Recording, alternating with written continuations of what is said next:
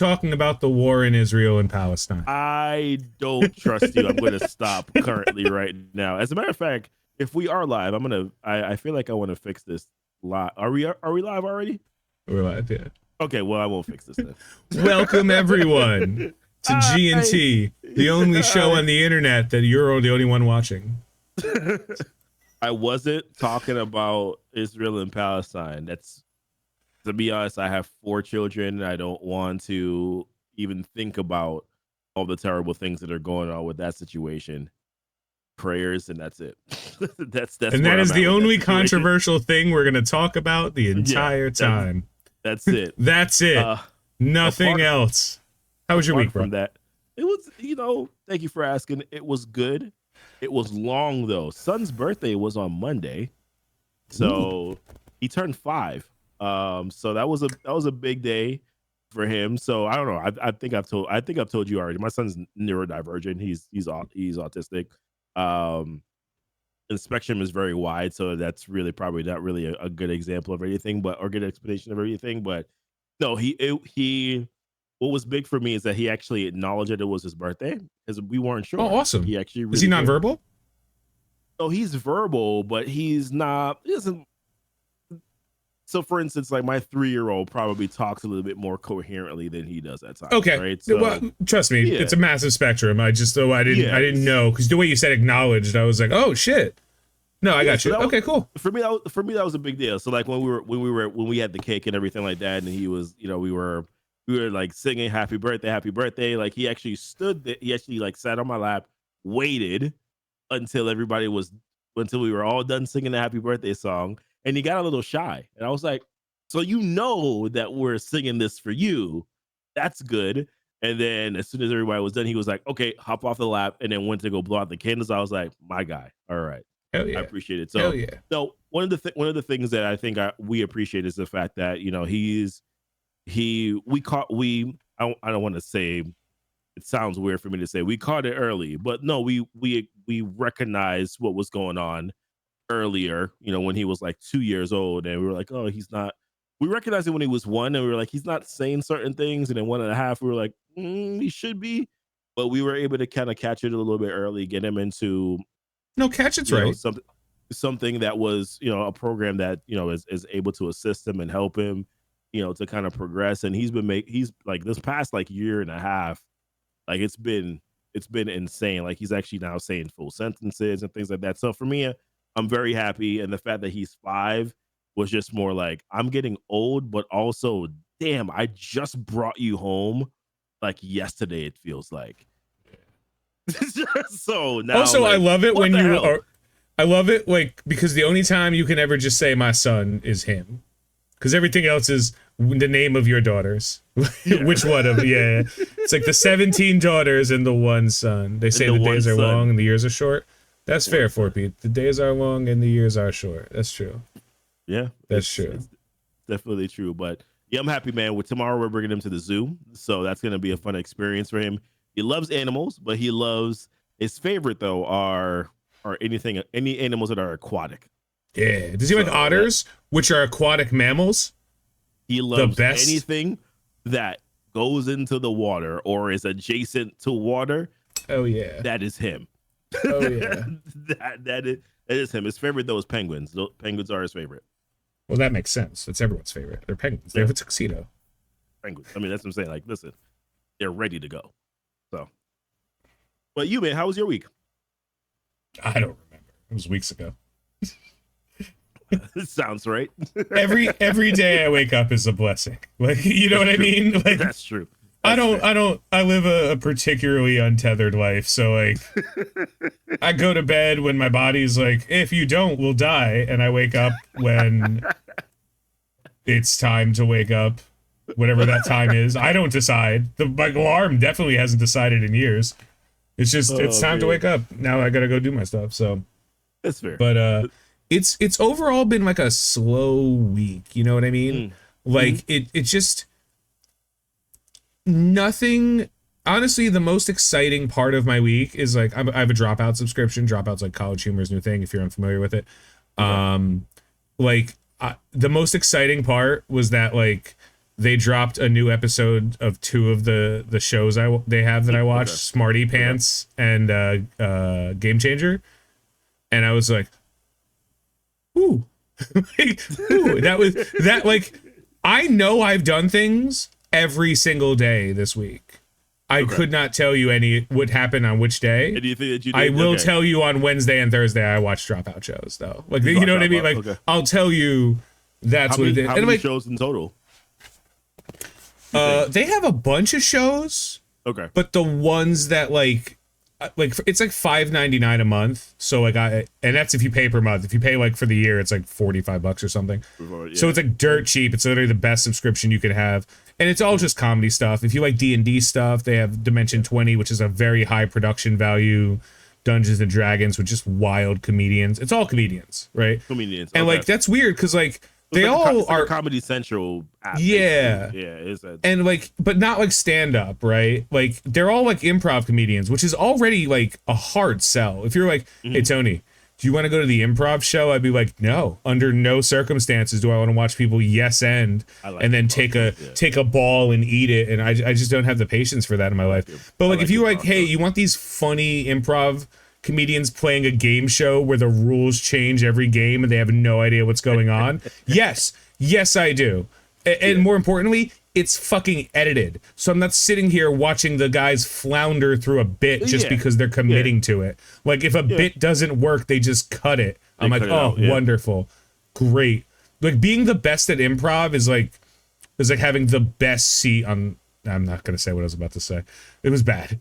It was real bad. I'm more curious now because you said it was bad. But if I won't say it, it was real bad.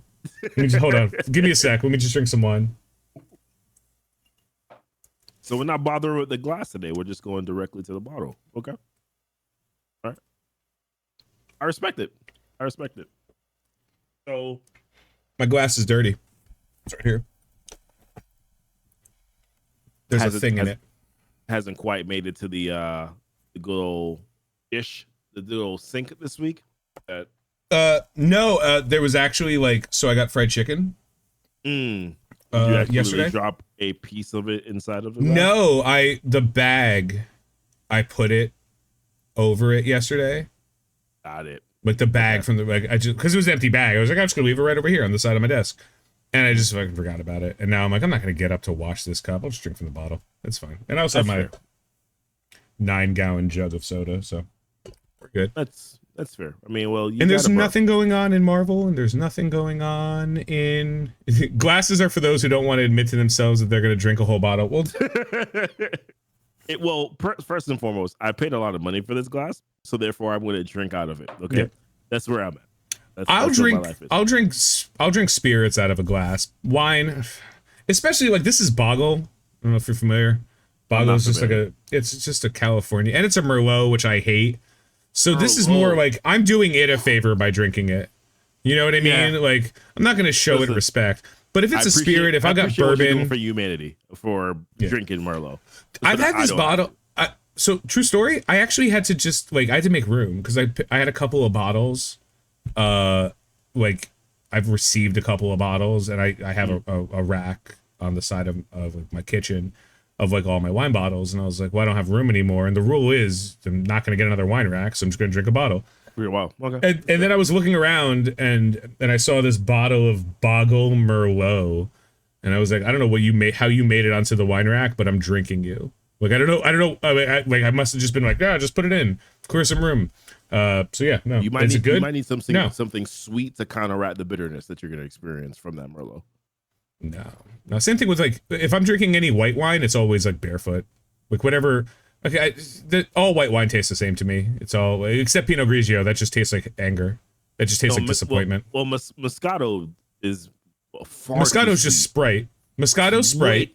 Way too sweet. Oh, yeah. It tastes like Sprite syrup. Like if you didn't have the carbonation in Sprite, that's what Moscato tastes like. But a good Riesling is fine. A good Chardonnay is fine. Yeah. A good Riesling. Riesling's just a little sweet. Yeah. A good Chard is fine. But yeah, generally I'm a red wine drinker. Yeah. Same here. It's either for me, it's either Pinot or it's Cab. It's usually where I go. with it. Any blend of red is usually good too, like 19 Crimes. Yeah, okay, I can dig that. But yeah, spirits go in glasses, wine gets drank out of the bottle like an American. All right, that's fair. At least we have standards, and standards are important. Okay, all right. Well, I guess we should talk about something related to Marvel. So, nope.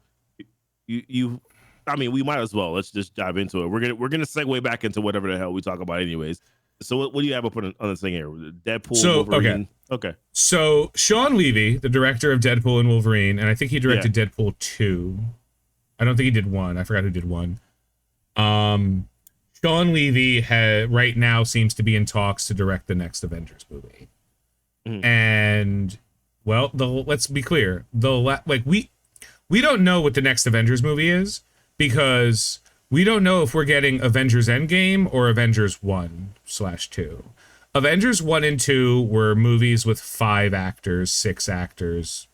You know, Avengers 3, Endgame, Infinity War, Endgame were movies with 30 fucking actors. And there's another comment we saw, was which it I Avengers don't know 3 or Avengers 4? Honestly, I can barely keep count. Avengers 3 was Avengers 3 and 4 was right? Infinity War. Well, it was Infinity War and Endgame, yeah. Endgame, yeah. So they did but the they both had back then too. Yeah. They both had a lot of actors in them. Yeah. Well, they also they hired. That was what. So they gave Winter Soldier to the Russo brothers, right? And they did such a good job that they tested the Russo brothers with Civil War, saying like, hey, Civil War was kind of a mini Avengers movie with the number of people and the relevance. Mm-hmm. And Civil War was fine. It was I might even say it was good, but like all things considered, I don't think it wasn't directed poorly. You know what I mean? Like I didn't. It was 3/4 good. The last quarter of the movie kind of went downhill for me, just from like a story perspective. But with that being said, I still put it as I missed that comment, but I still put it at the head of some of the other films that are within the MCU. I don't think it's a top 10, but it's a good movie. It was good, right? Like it was enjoyable. I don't know if I'd watch it again, but I definitely watched it. And like that was their test, right? So and it feels like the energy of Deadpool and Wolverine has the same kind of energy. But if they're already in a conversation, if they're currently in a conversation with the director of that movie before that movie's even out to kind of like, hey, do you want to do the next Avengers movie? Because they've already, they're changing it a million times. That's evening TLC. That's gotta be a sign that they are very happy with their product. Yeah, right? with Deadpool, well, at least so the TLC, mentioned that he did not direct the two previous Deadpool movies. That was Miller and Leach. However, he has worked with, and that's correct. He has worked with Ryan Reynolds and also Hugh Jackman before he was on Real Steel, which of course was Hugh Jackman, and Free Guy, which was Ryan Reynolds. So there's some relationship that's there. Real Steel 2. So in the Adam Project, so he worked with Ryan Reynolds there too. But the big thing is, apart from the other movies, we can continue to recant that. But the big thing is that they think that he's done such a damn good job on Deadpool and Wolverine, which I'll be honest with you, I am amped as I don't swear. Say it out loud. But, amped as frick. But I am amped as heck to see that movie because number one, the marketing has been good. The trailer has been phenomenal. I've seen Deadpool 1 and 2. I know Ryan Reynolds. It's Ryan Reynolds and Hugh Jackman together in a MCU budgeted film. You kidding me? Are you kidding me? And Disney has allowed them to be who they are as opposed to try to step in and try to change the essence of it's $1 billion R-rated movie. That's what we're getting. So there was also another thing. Let's see if I can find it here. There's a couple of notes I wanted to bring out because there's the other one is right here where Jordan Peele just met with Marvel Studios, not Disney, not Star Wars. Although I would love to see a Jordan Peele Star Wars thing because I love Jordan Peele. I think Jordan Peele is amazing. We should definitely. We can talk about Jordan Peele because I love Jordan Peele. By the way, there's a I'm not quite sure. I watched a short with him this week, and of a skit between him and I forgot the other guy's name, and I'm guarantee you Keegan Michael Key. Yeah, I love those two together are funny, man. And there's a short that I watched with both two, and I shared with my wife, and the crap was funny. But so Sean Levy is being considered to direct Avengers 5. The biggest thing for me is, okay, what is it going to be about? So, I'm sure that he's capable. Sources quote to both projects say that 60 MCU characters could reprise their role. That is not. Okay. That is not what I feel comfortable with the next Avengers movie being. Should that be the last Avengers movie in terms of like the multiverse saga? We didn't get a Phase 4 Avengers capstone movie. Yeah, we didn't get one. We're not getting a Phase 5 one. If we are, Phase 5 is being pushed even further back than it was supposed to be. So like Avengers 5, but like we knew who the bad guy was in Avengers 1 relatively quickly. Like we knew it was Loki after Thor. Yeah. And then they started like, but we also knew Thanos was kind of floating. We didn't know Thanos was floating around. Sorry. We knew like what the point was. We knew who was going to be involved. We knew about the second Avengers movie. We did. Well, we haven't had an Avengers movie in the entirety of this multiverse saga. So for us to then go with immediately having 60 characters in one, it's almost like, whoa, like where did they fit I can't name the 60 current MCU characters. You know what we didn't do? We didn't do the tier list. We didn't do the tier list. Oh man. Damn it. I forgot. Okay. Next week. All right. Next week. We said next week last week, so it's next week. It's not this week. It's this week right now. It's not next week. Next week will be next week. We gotta do it next week. Okay. Yeah, man, we forgot completely. Oh man, and now I just thought about it. But like that's why I thought about it, because I was like, I don't think I can name 60 characters currently in the MCU, right? And then when you think about it, you're like, if you rank them, then you probably could think of the 60. But so who's left after Endgame, like the original team? So Hulk is still around. Banner? We shouldn't do this exercise right now because I'm let's do it. number one. I'm not gonna be able to count them. That's the first thing. I'm not. Once I get past 10, once I get past this right here, I got hands. I'm We're done. fine. Okay. Right. You know what? Hold on. We can make this easier. Hold on. We should put it up on the screen and tally it up at the same time. That's what we should do. Make it easier for ourselves. So join on in as we tally up the numbers and then we count them later. So we got Banner, right? Which is Hulk. We still have Thor. Thor's still available. Thor, yeah, sure, why not? We got Captain Marvel. Captain Marvel, Captain America, Sam. Cap Sam. We have Bucky. We have Shang-Chi. We have Ms. Marvel. We don't have Photon. We don't have Photon, technically. We have Valkyrie. Well, Valkyrie's technically in Valhalla, so she's dead. Valk's alive. Jane Foster's dead. Oh, not Valkyrie. Sorry, Jane Foster. My mistake. If she becomes Valkyrie later, that was where my thought went. Sorry, guys. We have Nick Fury. Comic book and MCU. Guys, gotta make the switch. My bad. Who else we got? We got Nick Fury. We got Doctor Strange, DRS. Doctor Strange. Yep. That's important. We have Spider-Man. We still technically have Star-Lord, Rocket.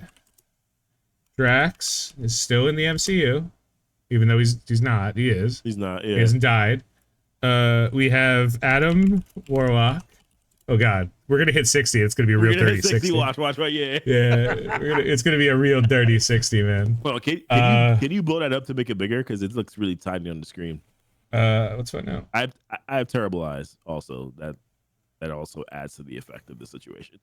All right, so we grew Spider-Man. We got to put in Spider-Man still around. Spider-Man. Obviously, we got Morbius. Madam Web. Craven.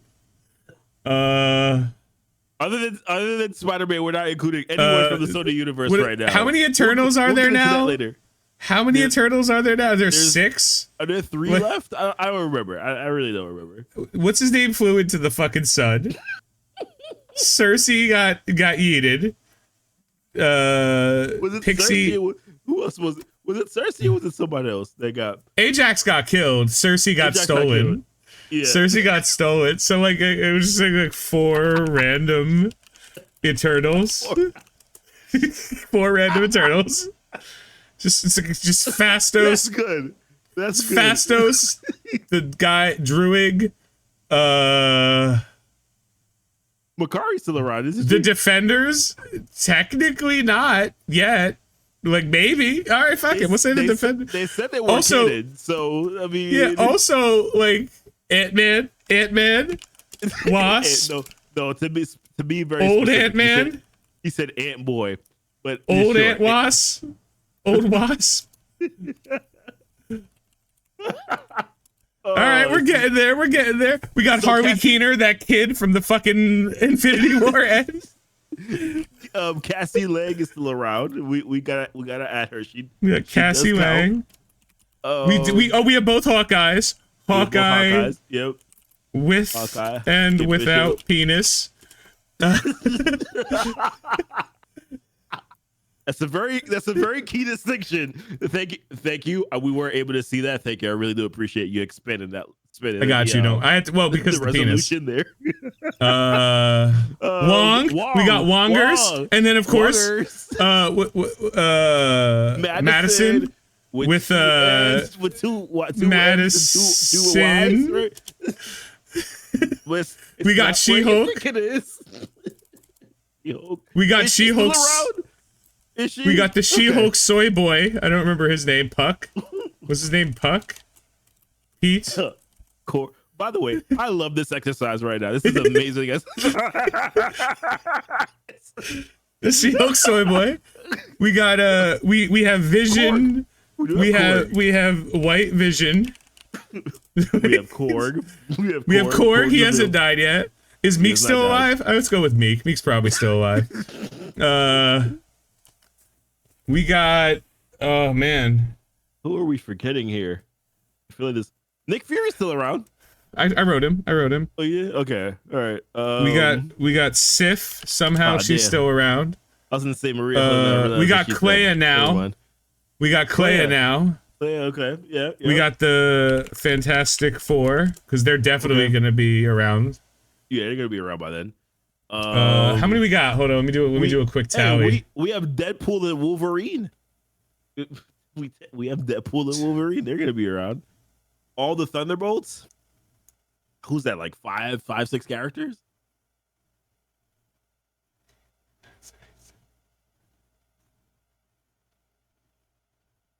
We have 40 right now, so I'm just gonna rate a dot there. Okay. That's all the Thunderbolts. Well, I'm gonna. Oh God, but they're all. I'm not. If all right, fine. Ghost so there's and Ghost, Friends. There's Yelena. Which is like 6. Red Guardian. It's about. We already got Bucky, so Contessa is there. So I mean, she's relevant. Right? We got Martin Freeman. We got Martin Freeman. Yep. The actor, just the actor. we have baby. Listen, Wakanda. Are you don't forget to write down Contessa. I still got we have girl. You better write her down. Wakanda. Write her down. I'm not even naming Black Panther. It's just baby Wakanda and girl Wakanda. Then we have older girl Wakanda. Older girl Wakanda. Okay, that's fair. And then we have we have Kevin Bacon. That is true. Kevin Bacon. Put some respect on his name, fool. Yeah, we got Kevin Bacon.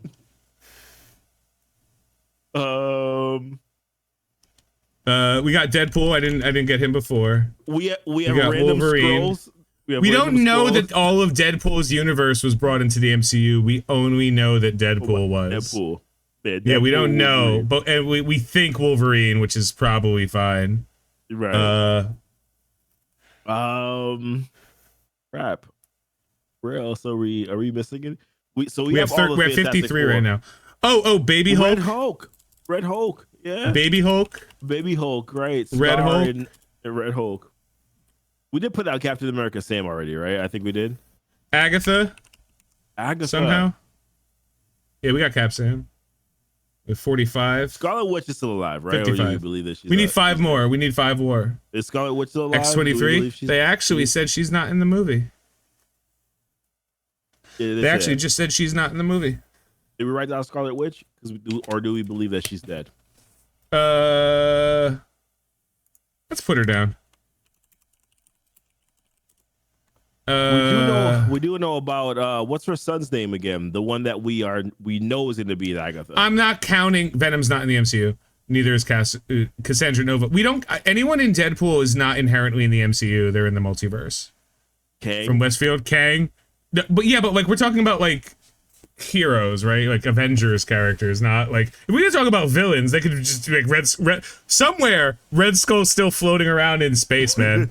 Like that dude's just still around. Somewhere around there. Imagine Cap. I always like to think of the time where Cap went back in time to put the stones back. How did he put the Soul Stone back? He just show up there and Red Hulk was like, or Red Skull was like, Steven Rogers, and he's like, "Fuck you doing here, bro? Fuck you doing here, man?" Did they try to fight? Did he try to fight him? I'm confused. No, he's like, "I'm too old to bother."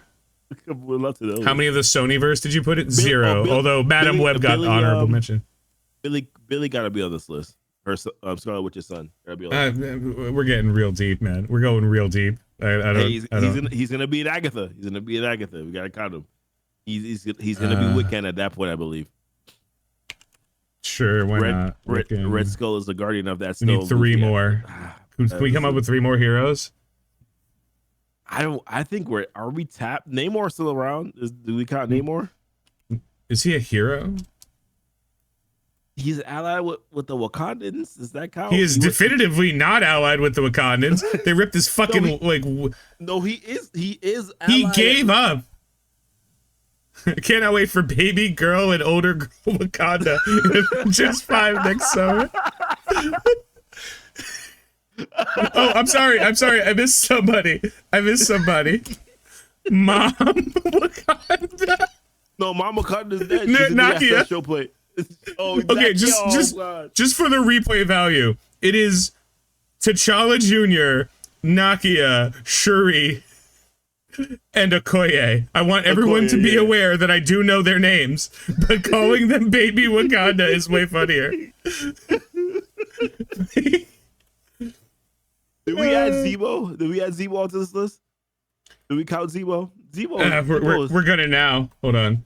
So it's 46, 7, 8, 9, 10, 11, 12, 13, 14, 15, 16, 17, 18, 19, 20. Zemo was 20. We got it. 60.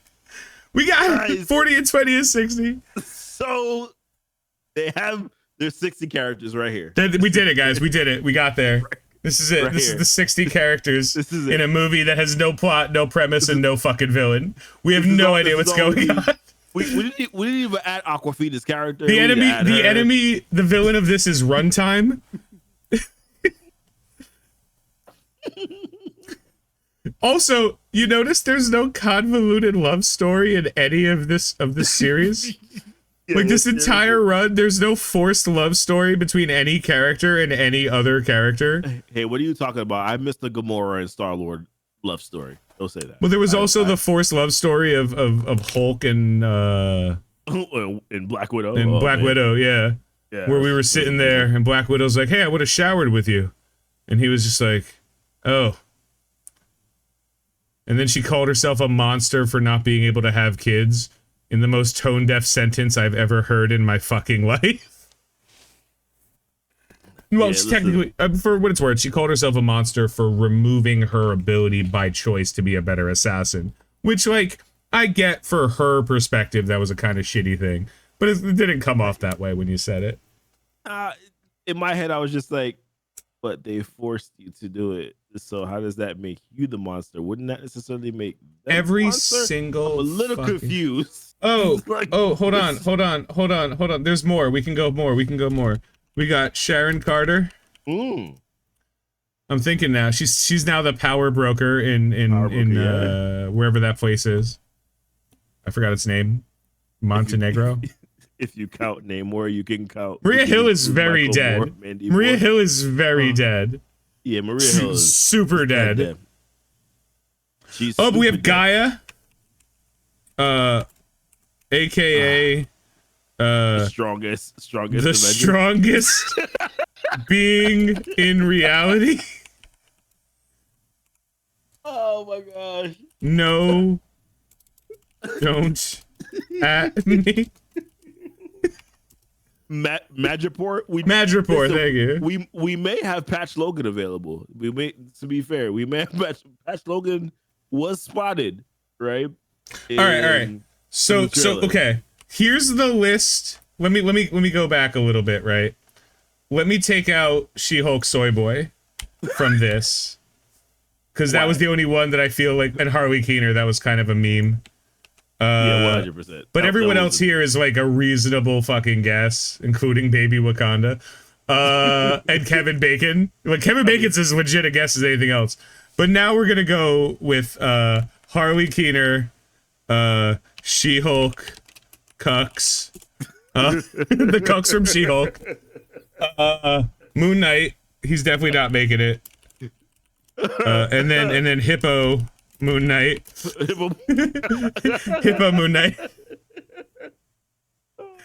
Any other TV shows we got? Oh yeah, wait. All of What If. All of What If. Okay. Was it Kahuri? That's the main one. Captain Carter. Iron Fist. Those are the two main ones. Nebula Luke and Cage. Mantis can return.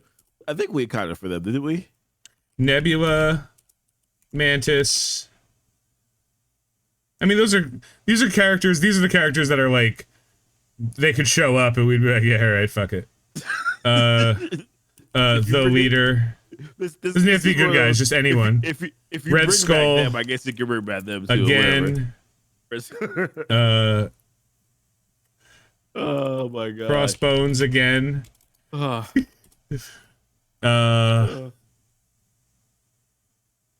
Somehow Ultron. Ultron, yeah. I can see that. Thanos, might as well bring back Thanos. Why not? Thanos' son, Thane. They could bring back Thanos. Bring back King Thanos. The Black Order. Nova could show up. For no reason, but yeah. Actually, there is a reason. I mean, they have Dane Whitmore. Reasons. Dane Whitmore, the Black Knight. Wow, we forgot about Blade. Huh. Okay. I mean, that movie the script will finish in 2028, right? Is that Jay Jonah? Is that when the script for Blade will be done? Finally in 2028, after all the rewrites. Because I heard once again that they were rewriting again this week. Is it? Did I not hear that? Was that last? Can't be rewriting if you're not starting writing. I'm sorry if I mistook it for last week, because I've been hearing it like every 2 weeks that they're rewriting. Is Mahershala Ali? Let me ask you a question. Is Mahershala Ali really gonna play Blade, or is it gonna be somebody else? Because at this point, care? Do you even care? Pissed. Do you even care right now? I don't. Like, At this point, I'm slightly satisfied with just the Blood Hunt story that we're getting in the comics. I'm slightly satisfied by that. The Blood Hunt storyline in the comics, it's not great, but it is at least somewhat entertaining. I won't spoil it. It's Mobius. Sylvie. Mahershala Ali is already older than Snyder. Kang, when he was but done. different. Well, they casted him back in 2014, 56. but they've been doing rewrites since. Did you know that? Were you aware that back in 2014 they had a plan to bring in Mahershala Ali? I know you were just like, oh, Mahershala Ali wasn't really that famous as of yet. No, but they saw it. They saw into the future because, of course, they do have that time travel device that was created in the Avengers Endgame movie. But either way, which has been used exactly 0 times since. It's like, right, it's been used. Also, can we take a segue? Can we take a segue real quick? So during the original Incursion run, right, pre-Secret Wars 2015, the entire running thing, the through line for all of that story was that like every reality was like it's us or them and I choose us. Every reality. every single reality. Like Reed Richards was blowing up fucking universes, man. Like everybody. Oh no, never mind. Oh fuck! I forgot an entire crew of people. Who? The Inhumans. They don't count. Come on now, stop it. They don't count so much that they rewrote Miss Marvel with Hints and P and mutant and said no F in you. She does Agents of. Hey, the first 3 seasons of Agents of S.H.I.E.L.D. was pretty damn legit. It was. Cloak and Dagger. 5. I give it 3. I gave that thing 3. The Runaways. Listen. Whoever played Morgan Le Fay. I know who played Morgan Le Fay.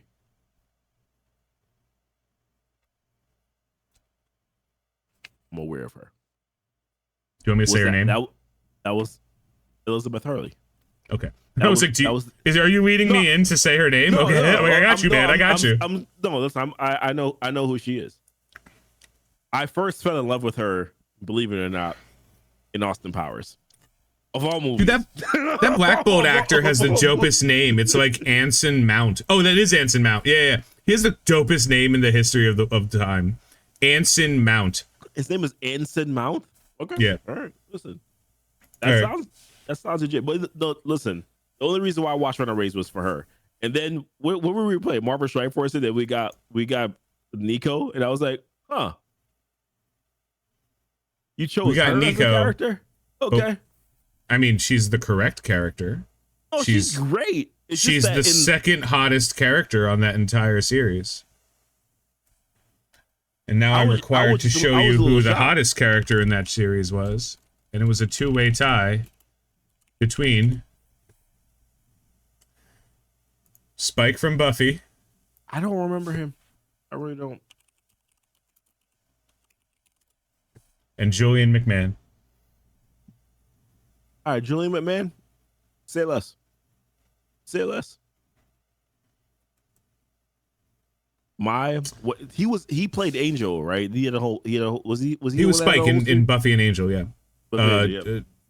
He was in he was in both series though, right? Mm-hmm. Okay. Yeah, he was the best character in both series. He was such a good character that he was violently threatened by then awesome and now sex pest fucking director of Avengers 1 and 2, Joss Whedon, because he was so mad. Joss Whedon was so mad that the fan base of Buffy loved Spike and he couldn't kill them off.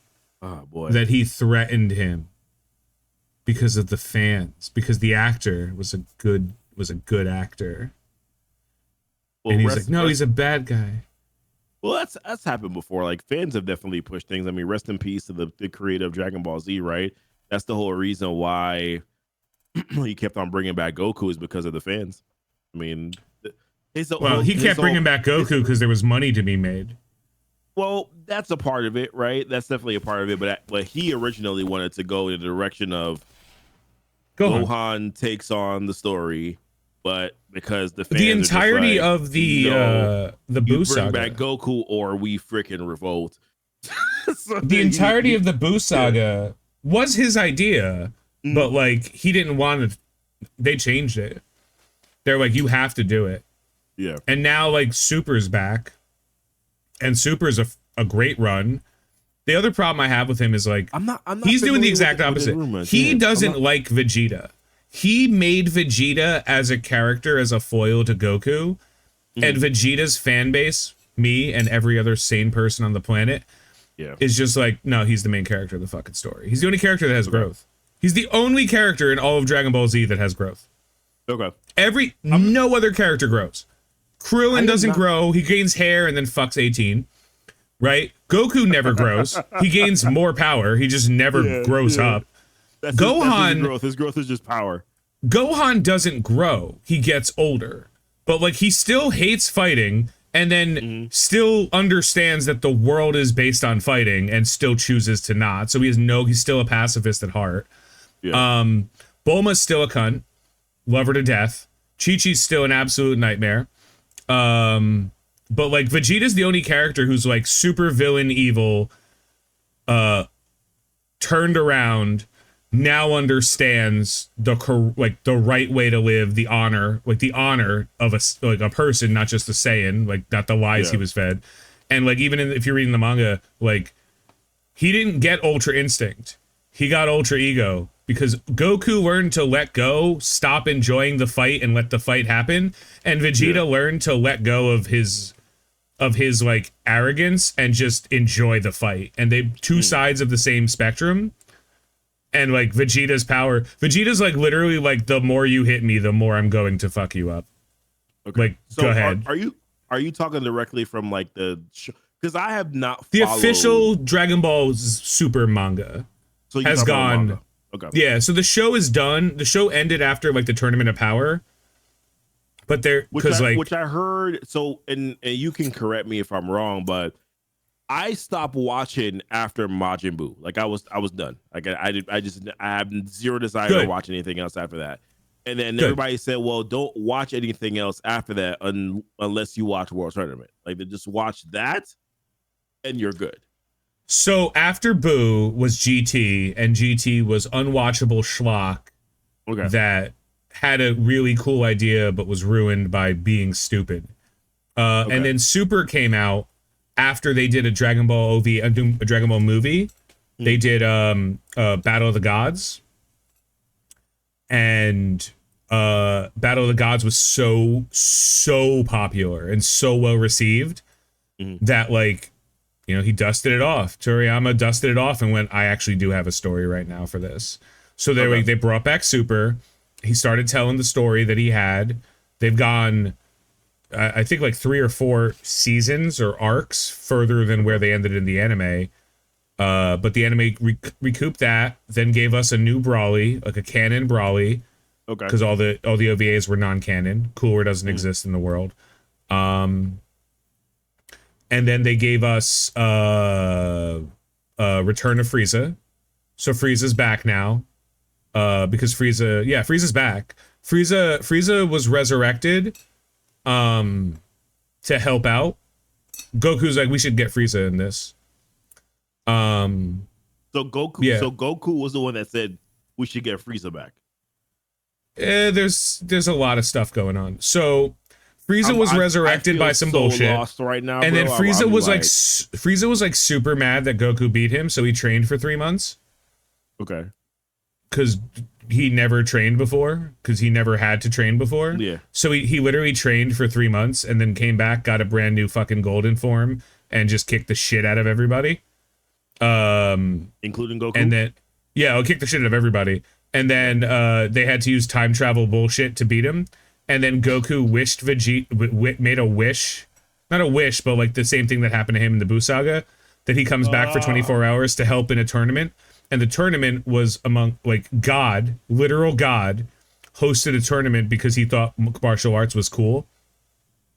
So there's a bunch of multiverses because, you know, everything's a multiverse. And they did a mini tournament that showed set universes 7 and 8. I believe we're 8. I don't know which one. I believe we're 8. Or the main canon is 8. And then 7 and 8 are very similar. There are universes that have parallels, like unique characters there, and some characters are in all universes, whatever. And then the god of all things. I can't even go, dude. I could talk about the Dragon Ball Super run because this shit's wild, man. This shit. No, some dude stole Goku's body. Some dude stole Goku's body. This guy named Zamasu stole Goku's body because he was like, "How the hell is Goku more powerful than Kai's, which are gods in the universe, but not the god? Like they're among gods." He was like, "How is this dude stronger than gods? Like how is this happening?" And he's like, "I don't know, but I'm gonna take his body." So he takes his body, and then he gets beaten by fucking Trunks. Not kid Trunks. Fucking time travel dog shit garbage hair Trunks. Yeah, anyone who gets beaten by Trunks, is over. It's over. Like you can't get beaten by Trunks. Like that's the rule.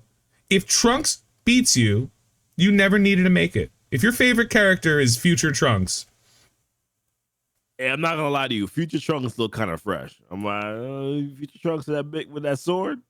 Future Trunks look pretty damn good. Yeah, the guy with the sword.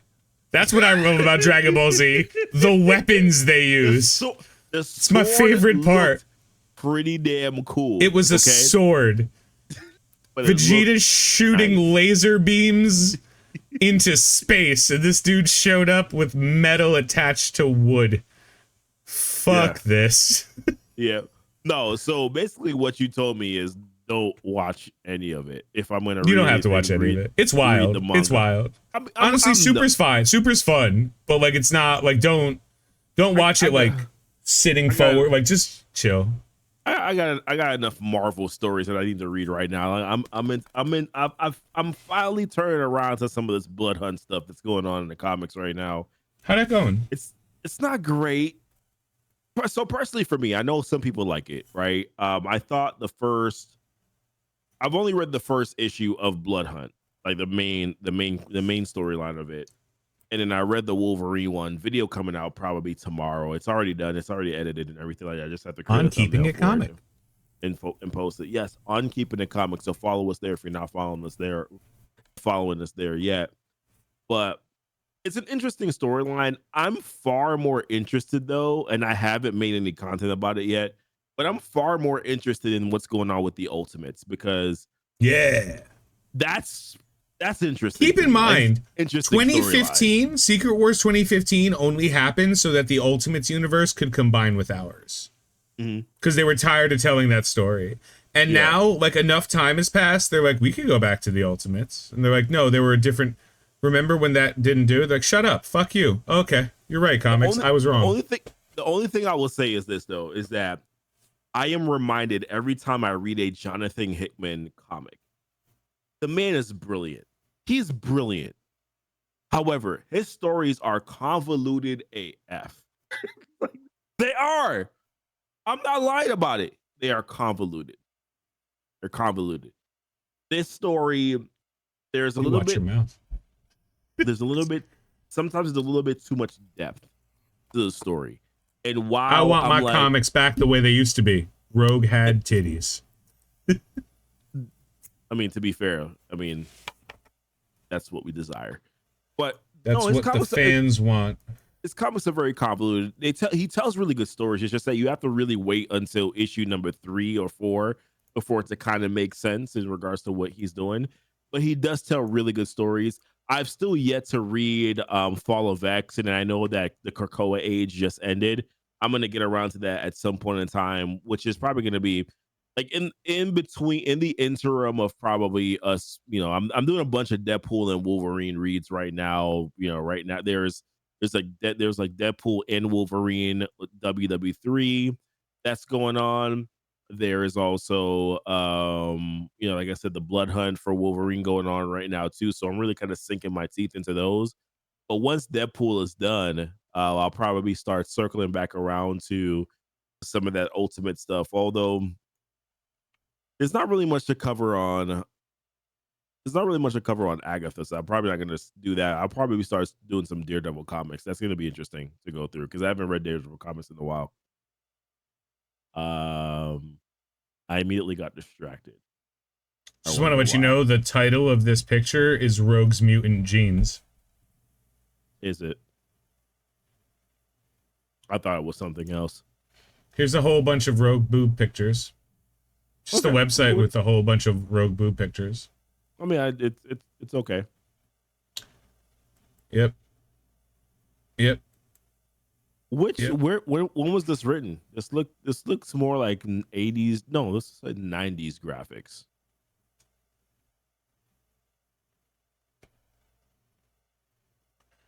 Does it matter? Not really. I mean,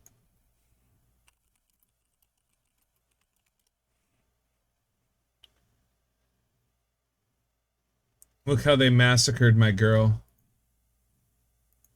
Don't get me wrong. Stylish as fuck. That's stylish as shit, but like...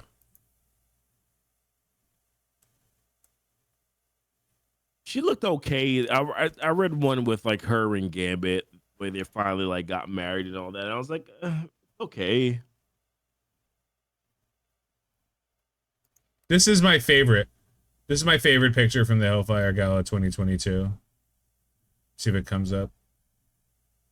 This is how Gambit showed up to a gala. We put it in.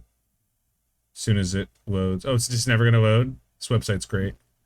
Think Goofy's gonna read Marvel Ruins? I'll probably read Marvel Ruins at some point. Emma, every time they make Emma like not have D cups, I'm like, you're wrong.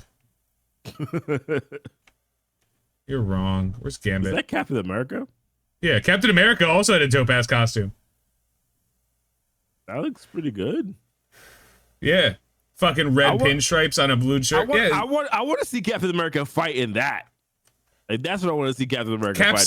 Cap Sam looks good. Everyone looks fresh for the Hellfire Gala. Namor looks dog shit, but that's always true.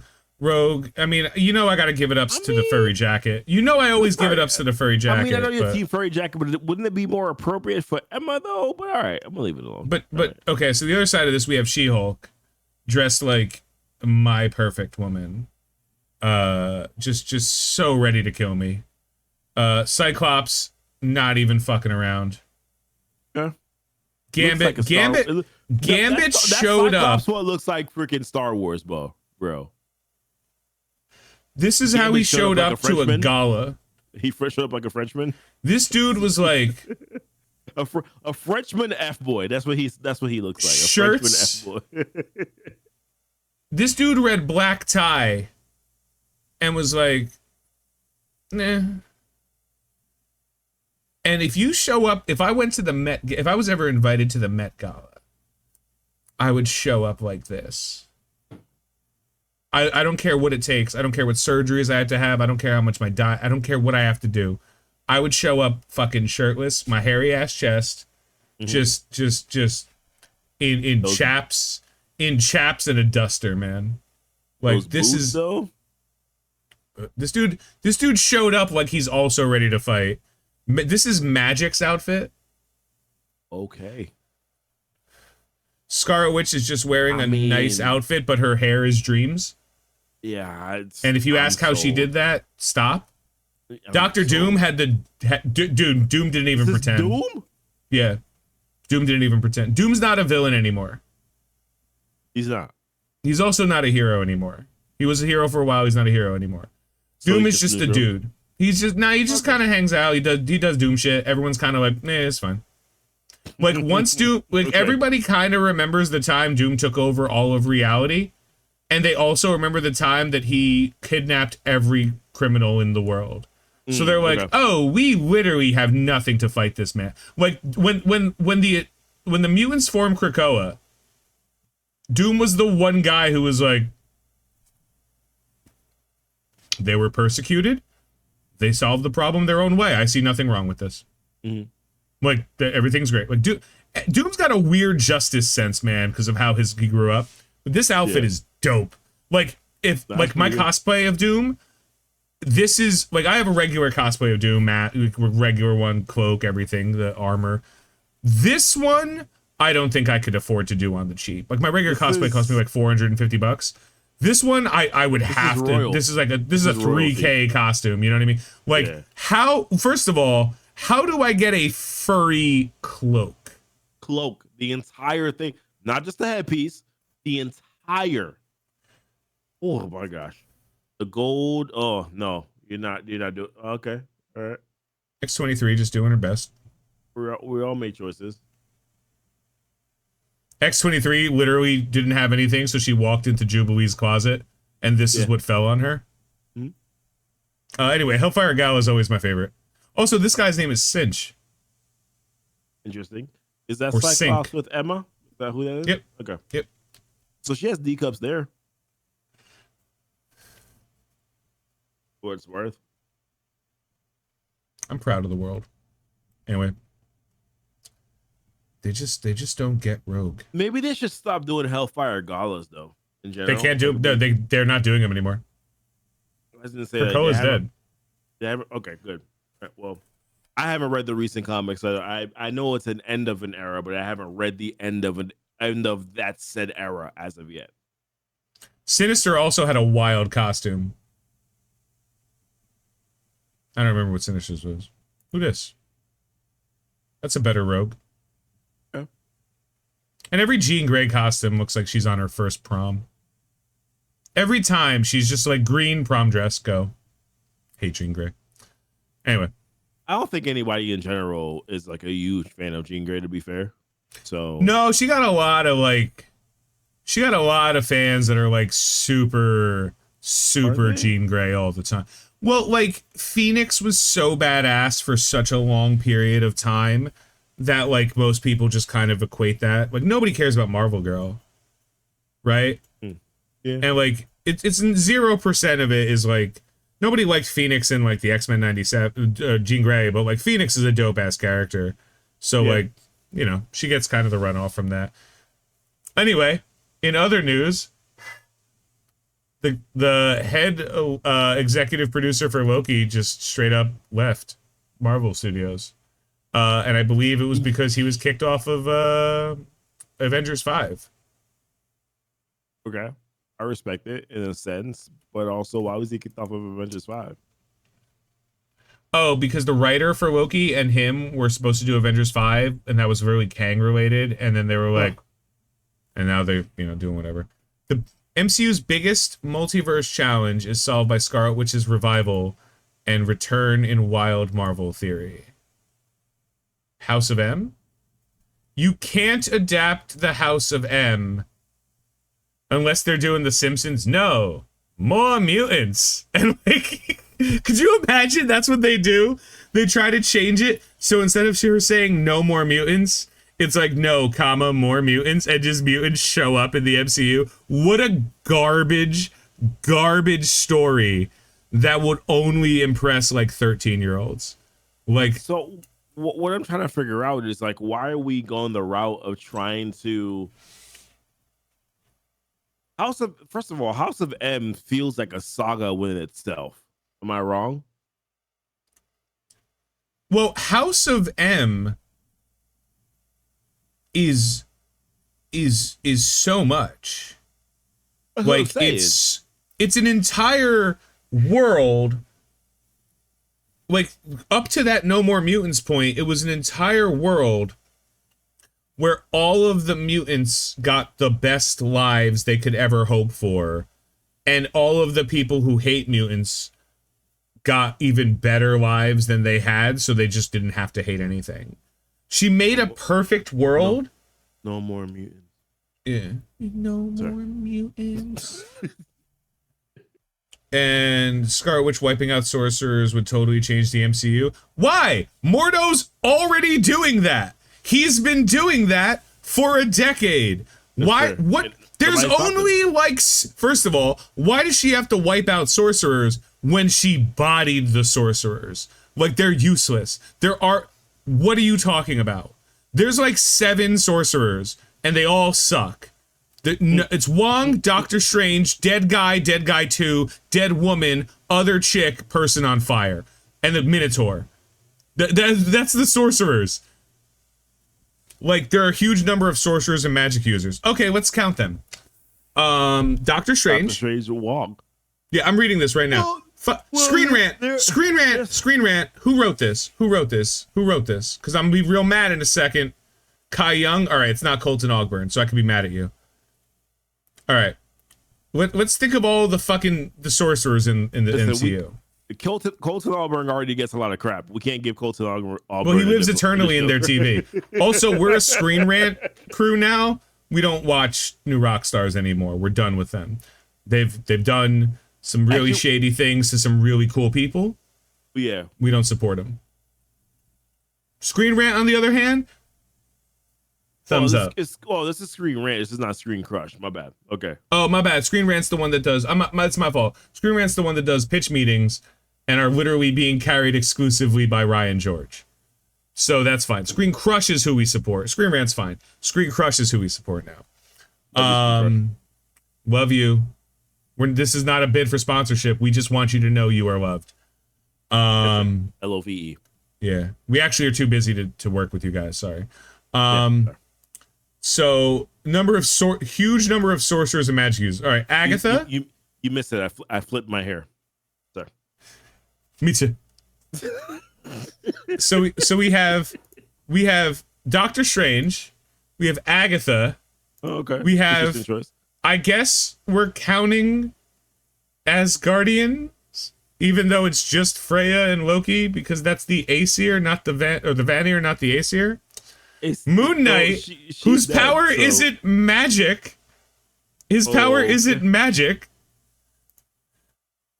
We have Who's gonna America tell him? Chavez, whose power isn't magic. Who's First of all, going to and even tell if this them? is true, this is still only like 6 fucking people. Huge number of sorcerers in the MCU. There are currently more fucking gamma irradiated people in the MCU than there are magic users. There are more people with Iron Man suits in the MCU right now than there are like power armor than there are sorcerers.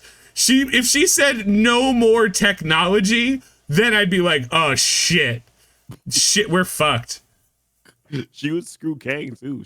Kang would be like, I don't know what to do.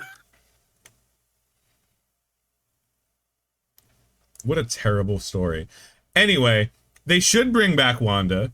The problem is she costs too much money.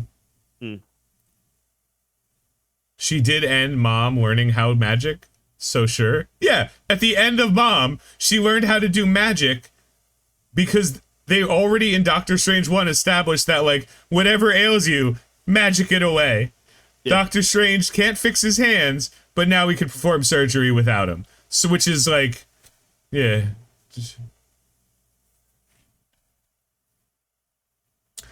I don't know that we need Scarlet Witch back, and I most importantly don't know that we need Elizabeth Olsen Scarlet Witch back.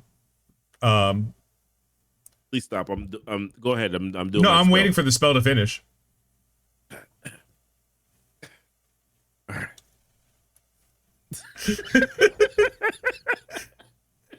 Damn. You cast impotence. It very effective. Ding, ding, ding. Oh boy. They shit on this entirety of the last movies. They just shit on everything we love, and they're gonna fix it. But like, I don't know.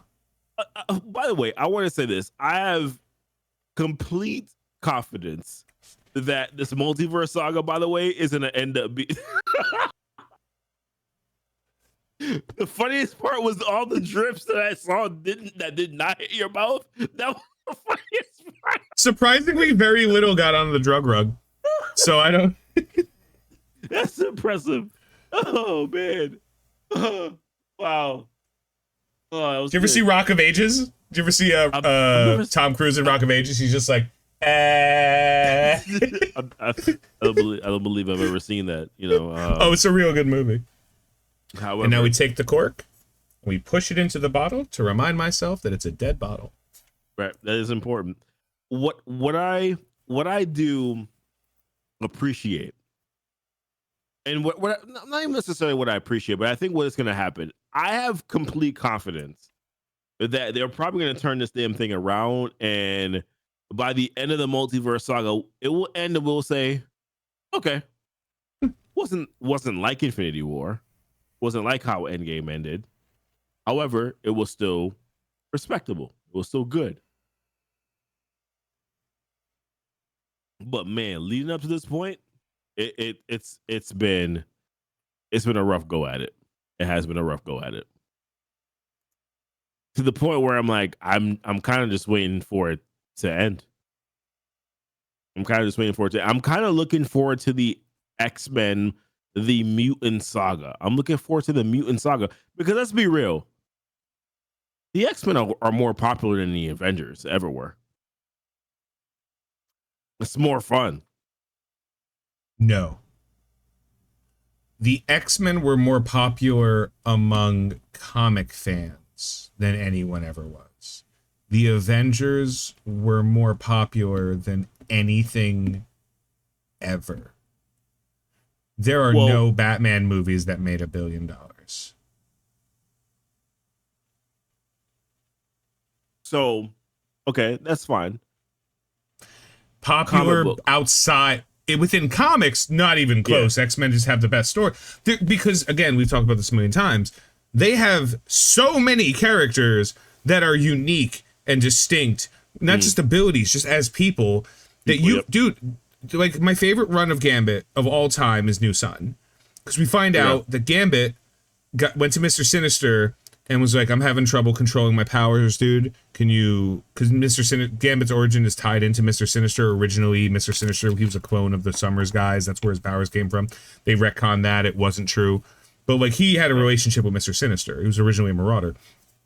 And, like, he went to Sinister. He's like, dude, I need some help. You need to cut my powers off, man. And he did. And then we saw the alternate timeline in which he didn't do that. And Gambit became fucking... a god. Gambit's ability is not that he can kinetically charge objects. It is that he controls energy. He's an Omega level energy manipulation mutant. And I don't know if you know this about energy. Everything is energy. It's like matter manipulation. Yeah. So he like this. So he could just be like, the universe no longer needs power. What do you mean? The universe now has adequate power everywhere all the time, always. And they'd be like, what? How did you do that? And he's like, shut up. Oh, okay, cool. He was literally a god. It's a fucking phenomenal run. It's also one of the reasons I love Gambit so much, because didn't he go to, whenever he became a horseman, didn't he also go to Mr. Sinister to kind of help reverse that too as well? He straight up died. And Apocalypse straight up was like, what if you were dead and not dead at the same time? And then Gambit said, I could deal with this. Gambit's just one of my favorite characters because he's a simple man. Gambit's very simple. Oh, he is. He's very simple. He's like, yeah, I done some bad in my life. I'm gonna try to balance it out. Right? I'm gonna try to do good. Yeah. And that's it. And then he goes up to Rogue and he looks this woman dead in the eye and he says, you are so pretty that if I kiss you and die, it will be worth it. And she's like, oh, you don't mean that. And he's like, I have nothing to live for except kissing you. I love, and they have a great fucking relationship because there's a period of time where they're married. They cannot fuck. Mm-hmm. They love each other so goddamn much that they're like, well, we'll just do something that isn't physical. Imagine how hard it is for you to love somebody that looks like Rogue, and you're like, but I understand that you just don't want to have sex. Like that's like the Bible Belt high school relationship. Yeah. You know, where they're like, we're waiting for marriage. Except like it's not a random fucking slightly chubby blonde cheerleader. It's fucking Rogue. Right? Right.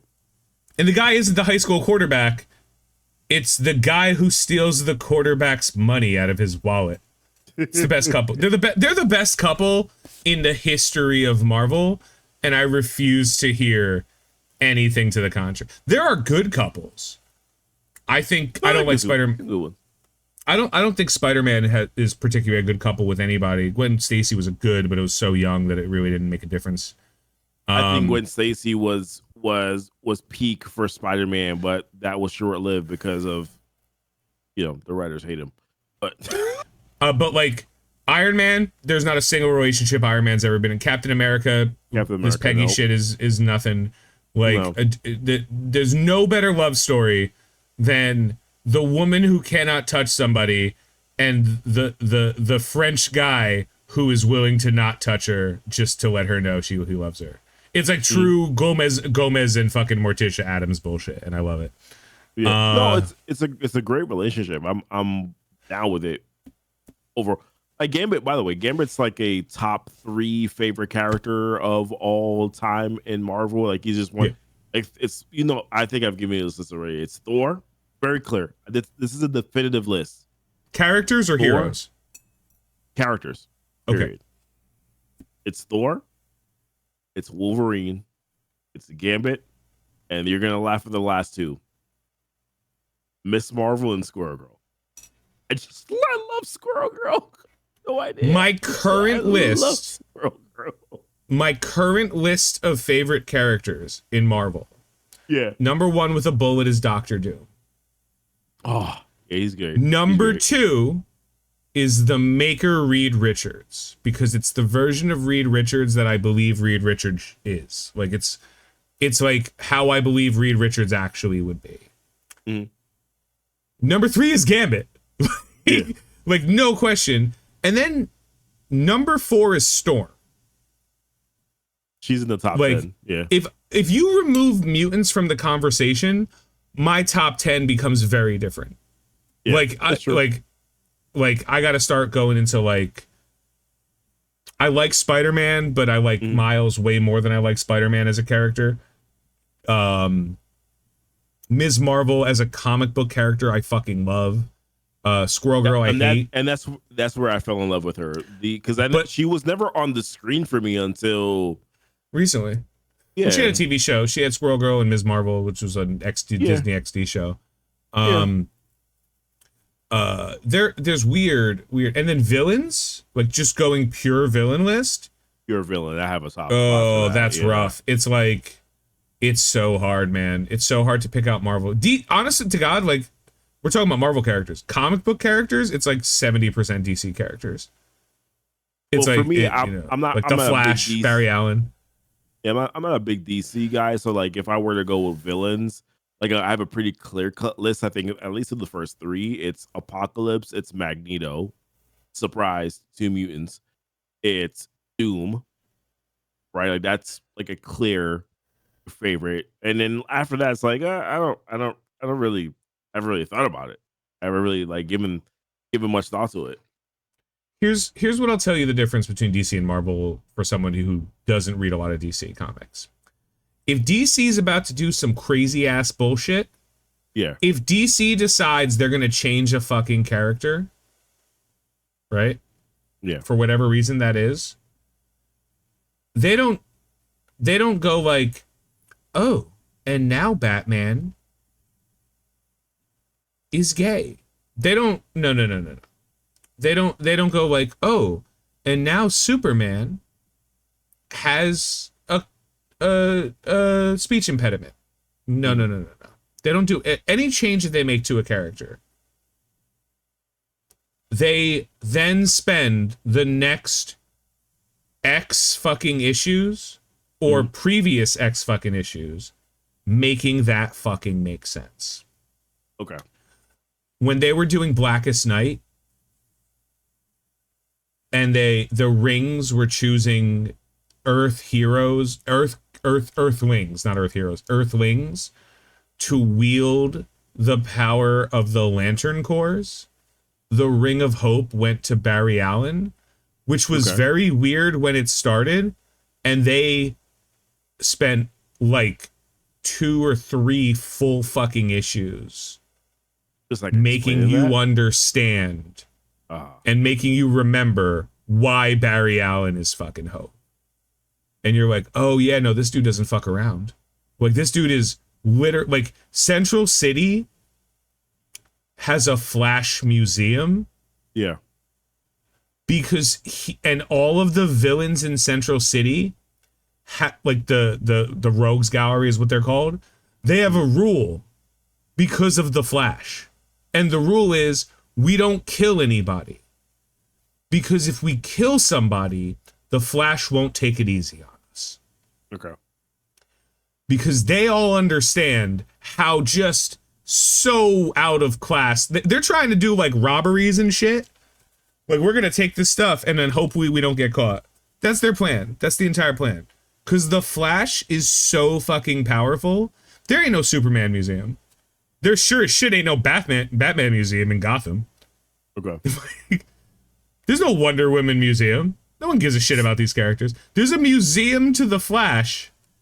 And how many times not only he saved the city, but helped people. There's a scene in the Justice League America comic where he shows up at a bar. Batman's at a bar, right? And he's about to bust a couple of like the villains who are like just out.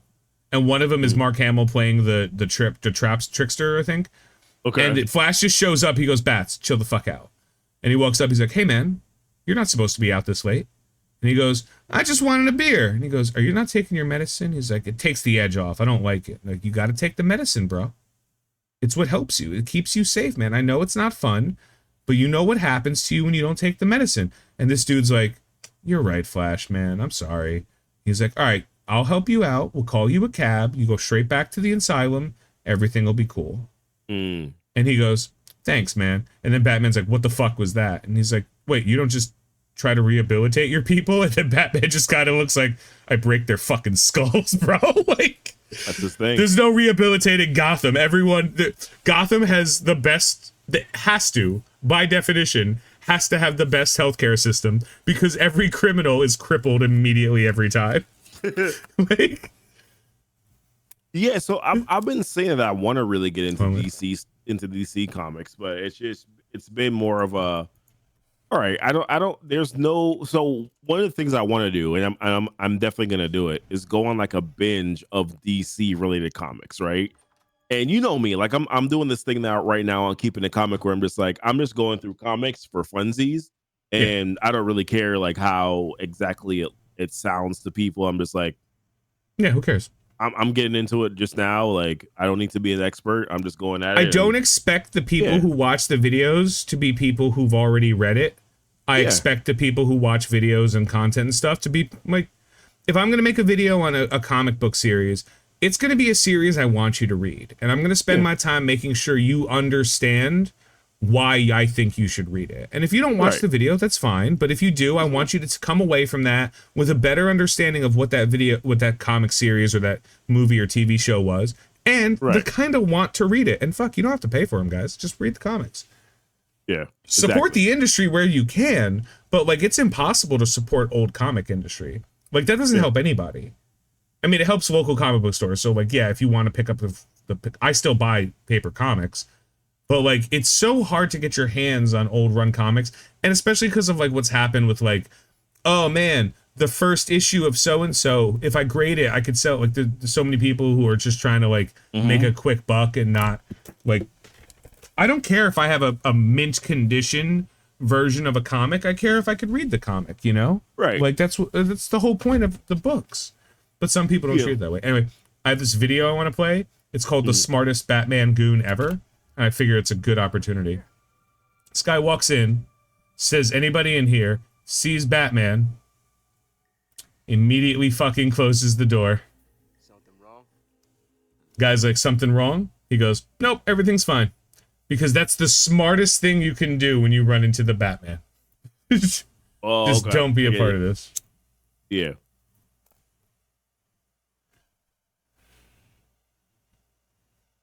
Jay Atrocious is actually a funnier name than Jay Atrocitus. Although Atrocitus is a dope-ass character. He has a daughter. Had? Still has? I don't know. Okay. This is the title of an article from Forbes. You know, that's where I go for all my comic book news. I mean, why not? Some very bad news about Deadpool and Wolverine. Oh no. Oh, what's possibly happening? Daphne Keane reveals she won't be in the movie. Is that very bad news? Are we... Yes, fans were hoping a grown-up Laura would appear as X-23 in the film. Keane is now 19, 11 when she debuted in Logan. Great. Wonderful. But she's already in a different show right now that's not doing well. So let her spend her time and get a paycheck for a different garbage show that isn't good. I'll talk about that probably later. But I feel like...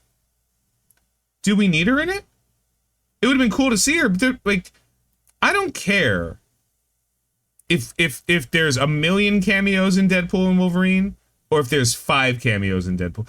Cameos don't fucking do it for me. It's cooler if I don't know what's happening. True, God's honest truth. Like, when we found out that like Spider-Man 3 was definitely gonna have other Spider-Man in it, when we figured it out because Sony sucks at like fucking video editing. That sucked a lot more than like, and you know, I'm sure there's people who just don't tune into that shit. I just have a hard time imagining there's people who are like, really big fans of Spider-Man, the OG ones and the Sam Raimi ones and the Mark Webb ones. Was it Mark Webb? Yeah. No, it was Hmm. Well, I'll say Andrew Garfield, but I don't remember who directed them.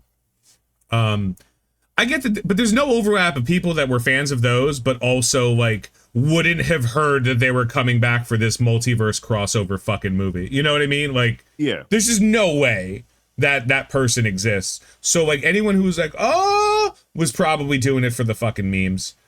I like spoilers. I don't like spoilers and shit like this. Like, and it also is gonna feel shitty if she is in it and this is a fucking misdirect because it's not that important. If like this in particular isn't, because it's just like if she's in a movie then whatever, but if she's not in a movie then also whatever. But I would have preferred you not tell me that she like if she's was in the or movie, wasn't. Actually, like I don't care. Like if she's in the movie, it's like, well, you told me that she wasn't, so now I'm kind of pissed that she was, although like I really shouldn't be. Yeah, like that's what I'm saying. Like it's one thing if you're like. So like immediately after we did our video last week talking about how Giancarlo Esposito might be playing someone like Stryker. Yeah. They kind of leaked who he's playing. Even though it's not probably a 1-for-1, it's probably a cross. He's playing a Moon Knight villain known as Who's it? Bushman? Bushman. Which, by the way, Bushman, which, by the way, is kind of stupid. It would have been better if they had gone with Stryker, because you could have easily made the connection to Kingpin, and you could have easily made the connection to Daredevil. Bushman seems a little bit outlandish to me, but whatever your plan is, it's fine. First of all, I don't care. I don't care. And second of all, what a fucking waste of Giancarlo Esposito. He's going to be an absolutely great character that nobody fucking knows or cares about. Great. Nobody cares about. Mm-hmm. Great. Kang was a character that fans of comics were like, oh, fuck yeah, shit's getting real. And they got a dude who did it right. Yep. Nailed Kang, right? 2 out of 3 times. No, fuck that. He was still a good Kang in Quantumania. Yeah, I rescind that. He nailed Kang in Quantumania too. They just did 2.9 times. The last 0.10 was because they were just dumb. Like MCU was dumb. Bro, what is Avengers 5 gonna be? More dumbness. I don't know. What is it gonna happen? Remember how at the end of Quantumania they had this entire setup that was like Ant-Man wondering. Everyone was fucking looking at him weird. Shit was all over the fucking place. The cake was Kang colored. Mm-hmm. The balloons had the colors of Kang as well. Yeah, that's a good time.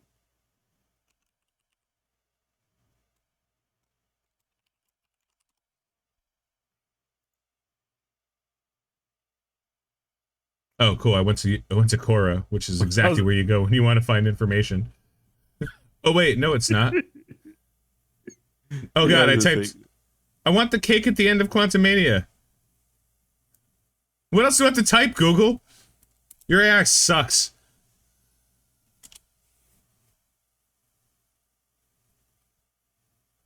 I fucking quit. I quit right now. I quit the internet. I'm done. I can't see what you typed in. It doesn't matter. It doesn't matter. It gave me pictures of cake with Quantumania on it, which is definitely not cake from Ant-Man. Boy. No, it's just Ant-Man cakes. All right, I'm done. Fuck you, Google. Avengers 5, some timey-wimey bullshit? I don't know, man. They got 2 years, right? 2026 is when it's coming out? They got 2 years to... instead of having literally fucking 6 years to build up an Avengers movie, 5 or 6 years. Faster to load the movie and scroll to the cake? Yeah, you're fucking right. You know what? It is faster. I don't want the end credit scene, I just want the end scene.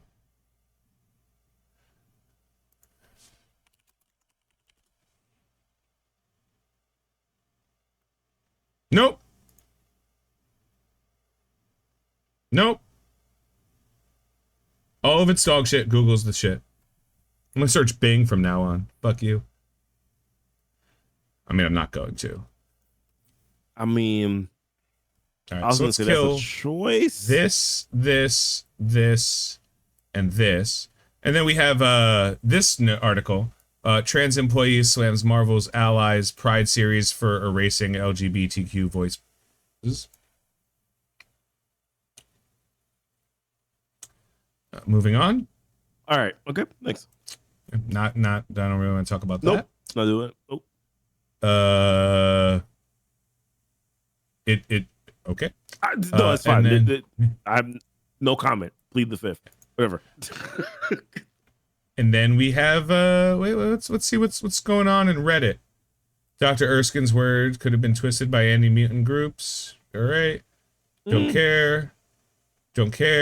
Updated full 430-hour MCU chrono cut on Plex. Oof, that's a lot.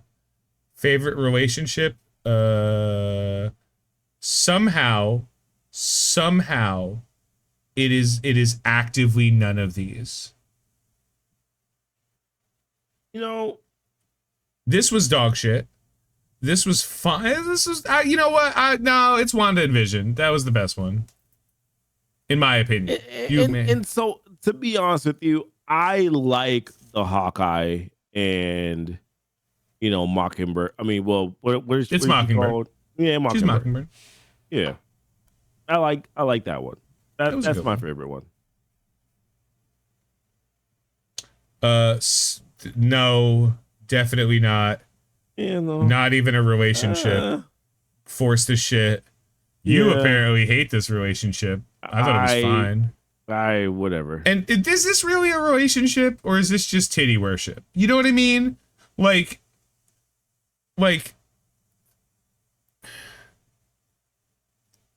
they might be the best relationship because Steve Rogers is quite literally the perfect man, right? And so I don't know that Peggy was going to do better than Steve Rogers, but I also don't know that Steve Rogers was going to do better than Peggy Carter. You know what I mean? Like I don't see it. Yeah, it's a little rough. Gwyneth Paltrow is not the best in anything. It's not her fault. It's her fault. She knows what she's about. It is. Disney Plus subtitles are wild. Grunting happily. Fair. Doctor Strange's Halloween lights in Spider-Man No Way Home. All right, we're really running out. Avengers Secret Invasion. If the MCU's next Avengers film was to be Secret Invasion, which characters would have... First of all, there's so many fucking questions on this. Which characters would have turned out to be Skrulls? And the answer is anyone who doesn't have a power. That's it. Like, anyone whose ability is skill-based would have been a Skrull the whole time. But we already ruined Secret Invasion. Let's never talk about it again. Yes, move on. Let's just move on from that. Love You, Rogue, change nothing. Jordan Peele met with Marvel Studios to discuss an X-Men film. Bring it. Whatever he wants. I'm good with it. If Deadpool and Wolverine do really well, I'm good. I just think though, like for Jordan Peele, what movie would you think he would be suited better for though in the MCU?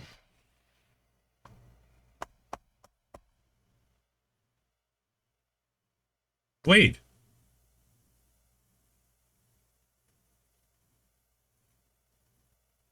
That's good. That's good. Blade.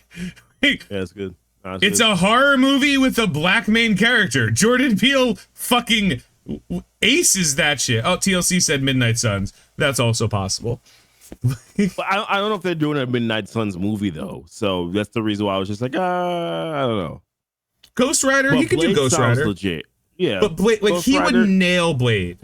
But then again, it's also a little bit too much same. So like give him Jordan Peele's a good director. Yeah. But he's good at thrillers. He's not good at horror. He's good at thrillers.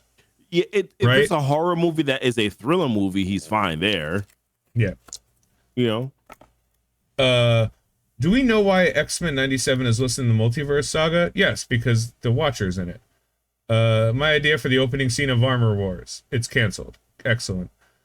What I'd like to see from Doctor Strange 3. It not be made. Great. Arthur Harrow is my favorite Disney Plus villain. who's Arthur Harrow? Moon Knight. Oh, okay. Kingpin? It's close, but Kingpin seems better. Potential Disney Avengers Plus 5 villains. Okay. Potential Avengers 5 villains or villains. We got him right here. Listen, Abomination is one of my favorite villains. What is his goal? Abomination is one of your favorite villains?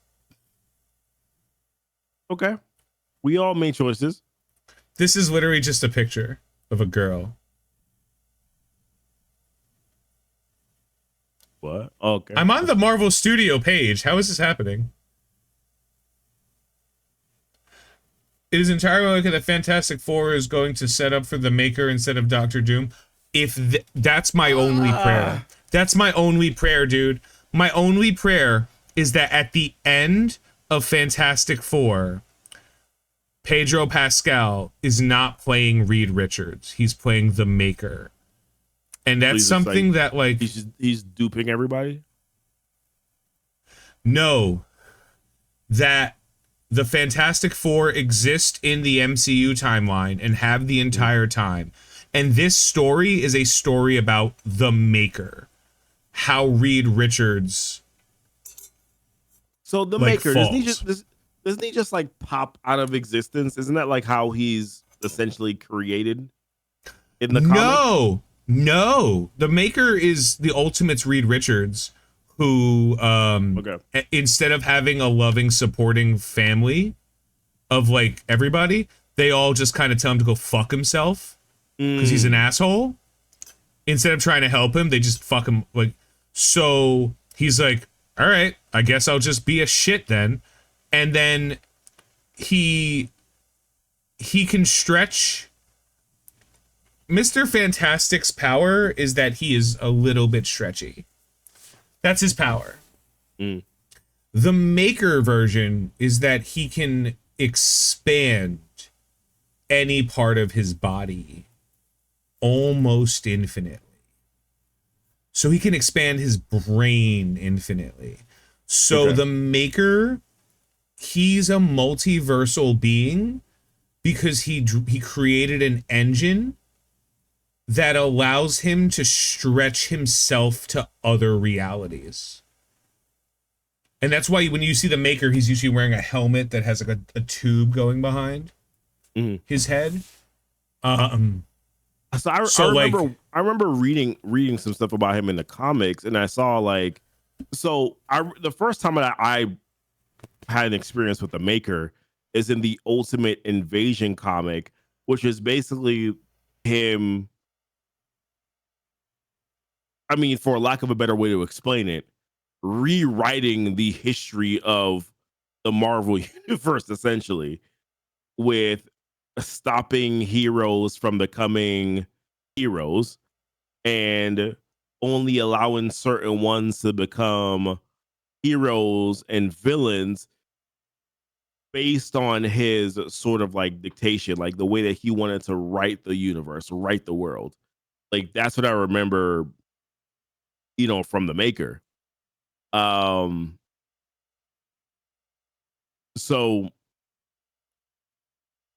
and I remember like there being like a big battle between him and, so they could go this direction because him and Kang do have a confrontation right at the very end of Ultimate Invasion. So they could do the same damn thing, in the multiverse saga. Like it's possible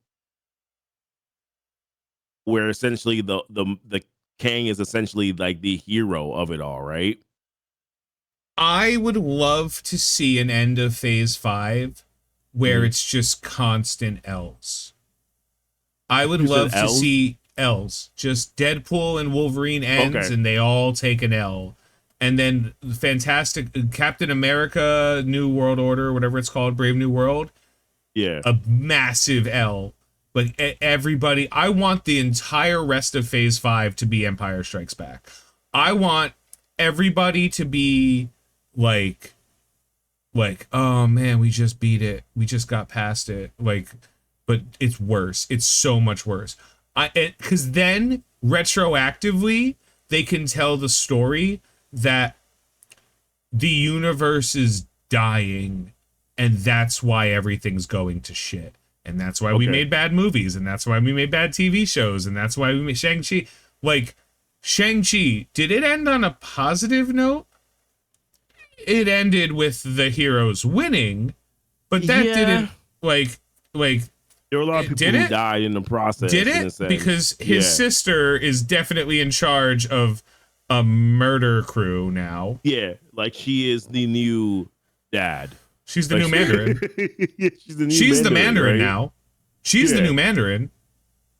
So like, and it's not like the entire movie they sent building up that she's like very power hungry. Mm-hmm. One dead and one trapped in the quantum realm. Yeah. Well, they kind of did. That's what I was saying with Quantumania. In the Quantumania, they were clearly like Doctor Strange ended on a downer.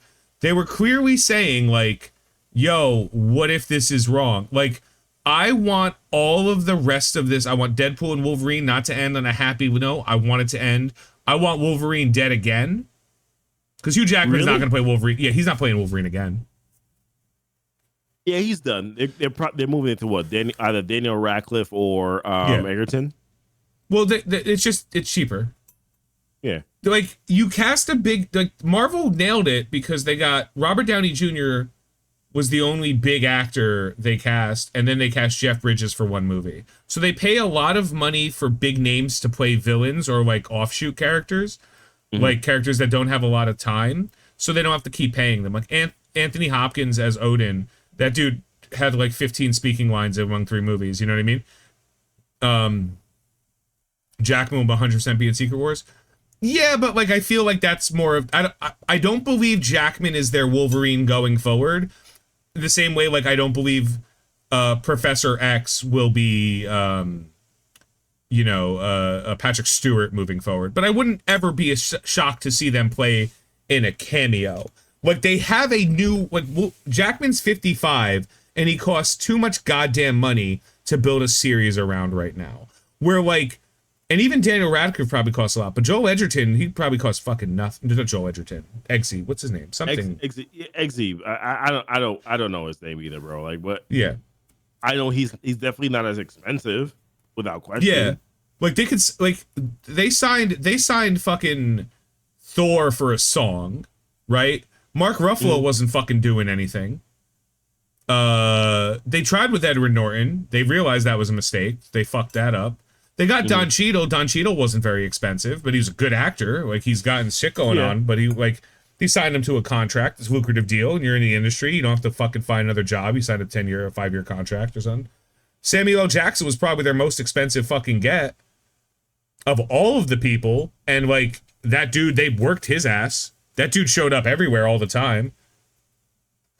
But generally speaking, all of the main characters in the Marvel movies became movie stars. Yeah.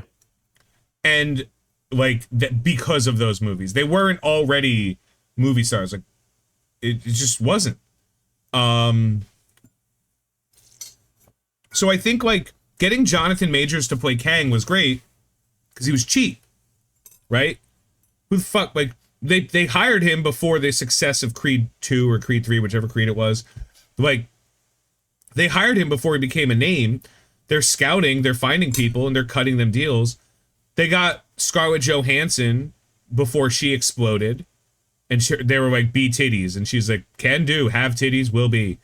They got the least Olsen. The Olsen nobody knew about, and she was phenomenal. Benedict Cumberbatch was a big get, right? But at the time, he wasn't doing a lot of movies. He was doing a lot of TV. At the time, he was kind of like in between roles, right? And they got him at the right moment where, okay, all right, well, he's doesn't have a ton going on. He's a big name, but he's also not too big. Does that make sense? Yeah. Yeah. Like, you want a little bit of name recognition, but it's the same thing. Like, you cast movie stars if you don't think your movie is good. Mm-hmm. If you think your movie is good, which, by the way, is the reason why I'm a little bit nervous about. Well, I'm a little nervous about Fantastic Four. Me too. Yeah. For what it's worth, the only named that's not true. So, like, they got John Malkovich in some villain role, right? Mm. But that's what makes sense, because it's John Malkovich. Like, I don't want to fucking see John Malkovich 13 times. I'll see him once. He'll do some shitty things. Taron Egerton, thank you. Taron Egerton? Thank you. Name 5 movies with Taron Egerton. 5. I don't know. I couldn't even mention. I can name movies that I know he was in. 2 of them were the Kingsman, the Kingsman, and then he was in the movie about Game Boy. Oh, you know what? He was the voice of the monkey in Sing. He was the voice of the monkey in Sing. Mm-hmm. Like, don't get me wrong. By the way, I wasn't aware that he had singing chops, but good for him. He's probably maybe not that cheap. I promise you, cheaper than Daniel Radcliffe. Yeah, and even more, definitely cheaper than fucking Hugh Jackman. Mm-hmm. You know what I mean? And now, I don't know if you saw the news. Literally Monday of this week, and I fucking can't believe this skipped my mind. Like, there was an interview, and Robert Downey Jr. is like, yeah, I'll be Iron Man again. And the only reason he left being Iron Man, aside from the fact that they were tired of paying him Iron Man money, yeah, because it was so much goddamn money, was because he was, like, getting shit from everybody saying you're not a real actor. Because, like, there were people all the time saying, like, this isn't cinema, you're not a real actor, which is, like, technically true. None of the Marvel movies are fucking cinema. But also, shut the fuck up. Movies haven't been cinema in a decade, and the ones that are, we don't believe when the fucking... Like, once people found out that the Oscars was, like, a group of 5 people who, like, you literally had to bribe to get nominated, the entire, like, idea of, like, Oscars, Grammys are fucking useless to, like, most sane people now. Like, there are so few people that... The Oscars was so dead that the most important thing of when I say the Oscars people remember is Will Smith slapping Chris Rock. Kid Rock, that's even funnier. That's way better. Different reality. Oh my God. And then, like last year's Oscars had this dope-ass scene with, like, Ryan Gosling singing I'm Just Ken. That was good. Yeah, that was good. Yeah, and that was a great scene. And I couldn't tell you who won, what won, where, when, why, or how, because I don't give a shit.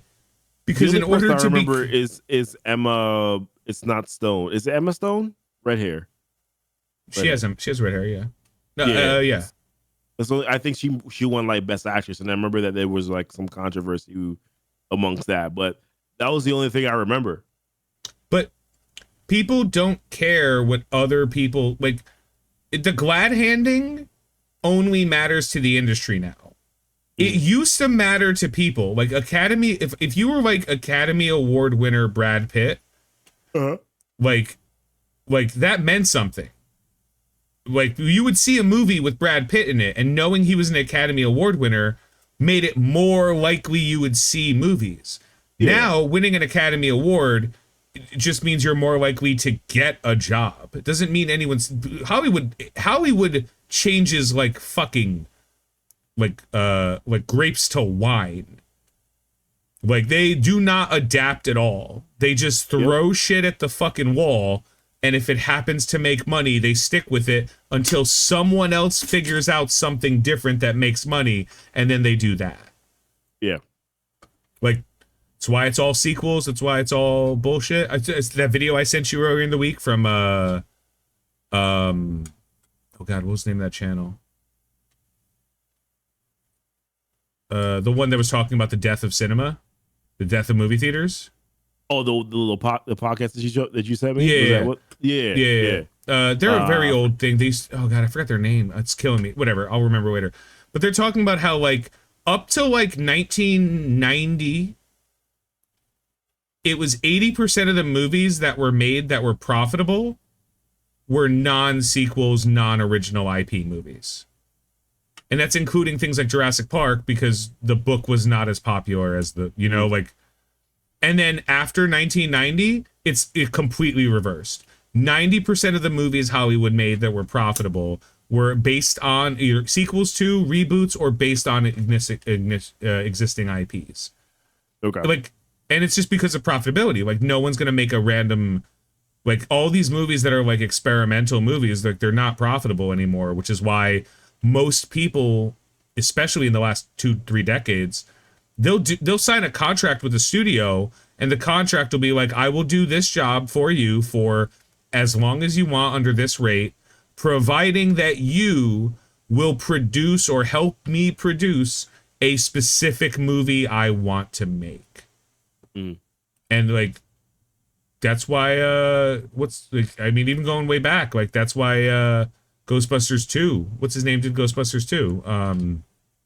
Bill Murray, because the studio agreed, Fox, I think it was Fox, or maybe it was Warner Brothers, agreed that, like, if he does that, they'll make the movie that he wanted to make that nobody fucking saw, but it didn't matter because he wanted to make that movie. They wanted to take a chance.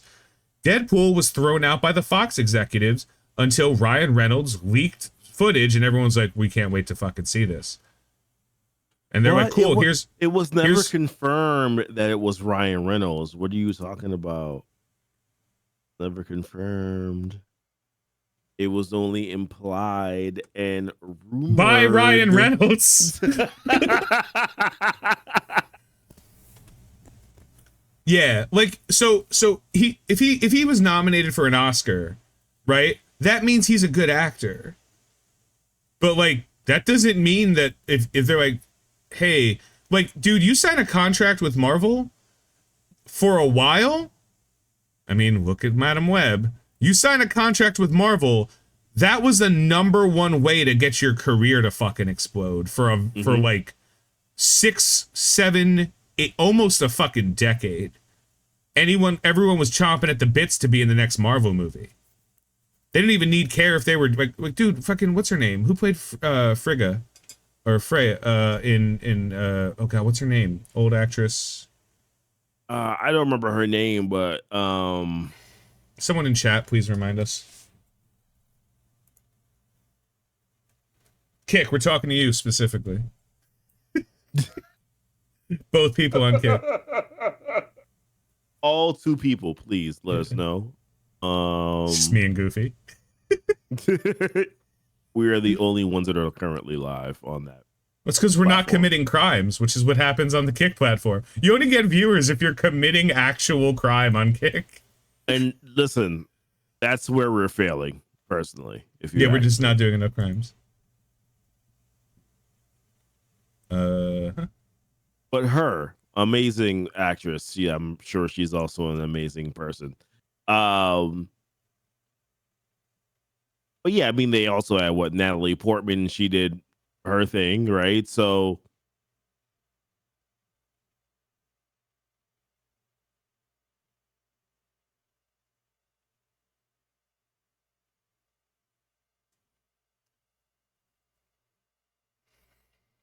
where is that? Natalie Portman fucked off for the 3rd movie, and then they paid her an absolutely fuck ton amount of money to show up to be like literally second billing in the 2nd movie. How much do you think Tessa Thompson cost? You think that they're paying her hundreds of thousands?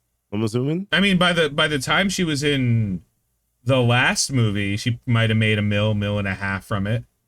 But like, no, man, like, it's just cheap. So I'm just reading some of this stuff. Who the fuck?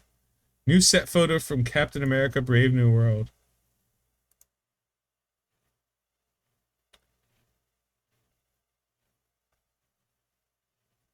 Someone just said Seth Rollins. It's amazing.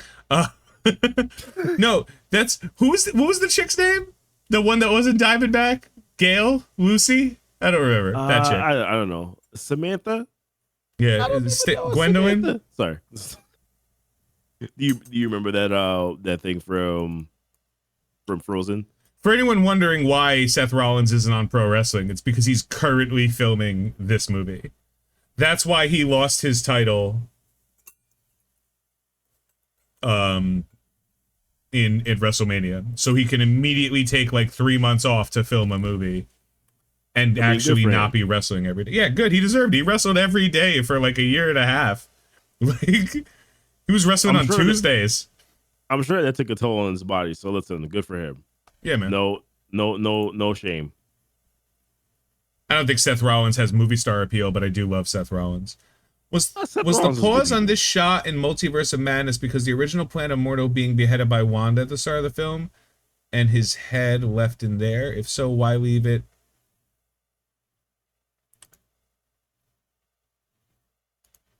That would have been so cool if like Mordo went to go kill Scarlet Witch and that was the story they went with, and that's why that Mordo was not killing sorcerers anymore, because he went to go kill the Scarlet Witch and she just fucked him up. Man, Oh what a man. story we could have had. Great story. What story? Check out the Marvel Studios Ironheart cast and crew hat. I don't know if you know this, but I can I have this probably don't. made. I can have this made. Interesting. Okay. Also, it looks I need terrible. to start. I need to start selling some more merch on keeping the comic. Yeah, Now that I just do think what about everyone this. else does. Just copyright infringe until someone tells you to stop. That's fair. That's fair. That's usually probably the best way to go. This is the worst Scorpion concept art I've ever seen in my life. Actual reason for the original Sacred Timeline break when He Who Remains no longer knows the future? We don't know. Daredevil in Succession. Made an edit of Daredevil intro in the stuff. Okay, that's great. All right, I think Marvel Reddit is running real low on things to talk about, which is crazy comparing Sonyverse to the late Foxverse. Charismatic lead of a controversial franchise, numerous continuity errors, some of the worst reviewed female-led CBMs, also responsible for some of the best reviewed CBMs, comic book movies. Studio had Tom Rothman being frugal, best in business TV decision-making Marvel TV shows. Very true. Fox had really good TV shows. Disney owning Marvel and taking over licensing duties. Mainline comic bad because synergy. This is like, are you just telling me that Sony is continuing to suck in the same way Fox sucks? Because I don't think Fox ever sucked as much as Sony does right now. Daredevil wasn't as bad as Madam Web. Daredevil was just stupid. Elektra might have been as bad as Madam Web. Yeah, I was gonna say. Oh man. Oh, Elektra was probably the one.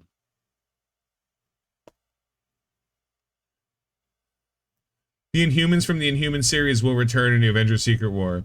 This is so interesting. Please tell us more about this contract I apparently signed in my sleep.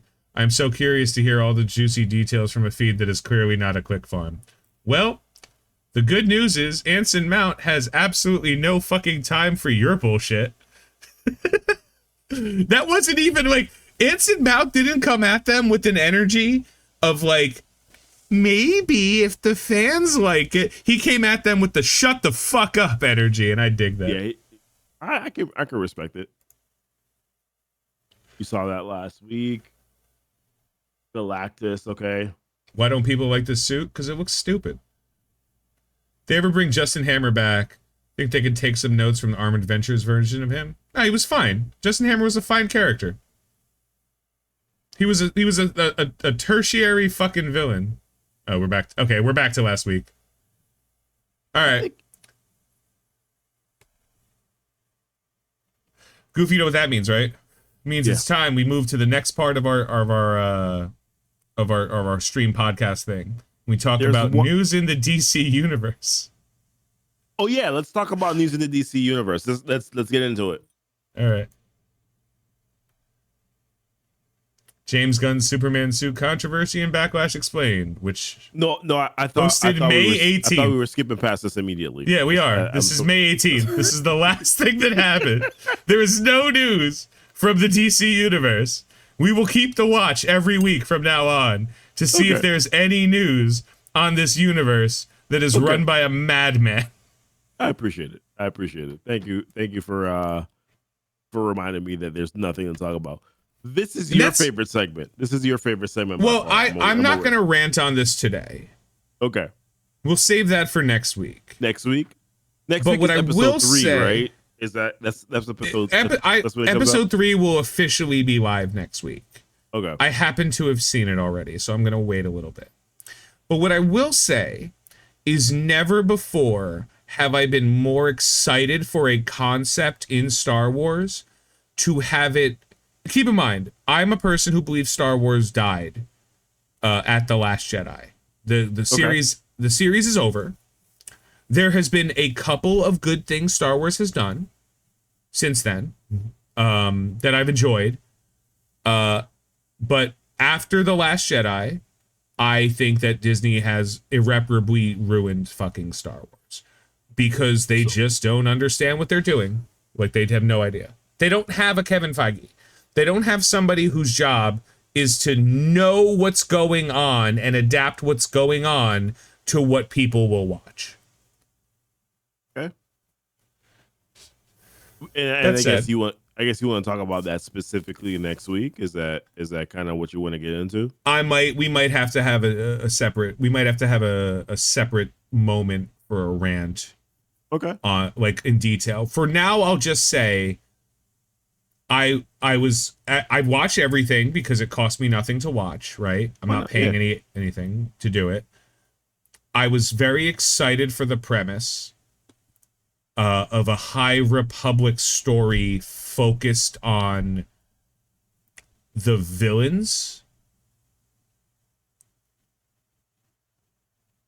I have never been let down harder in 2 episodes in terms of, one, complete lack of understanding of Star Wars.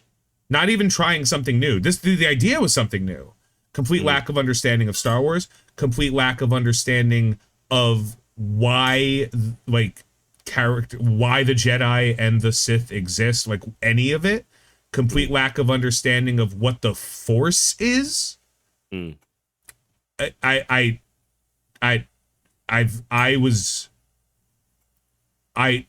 generally will watch something if it's good or bad, whatever. But there are things there was a fire in space.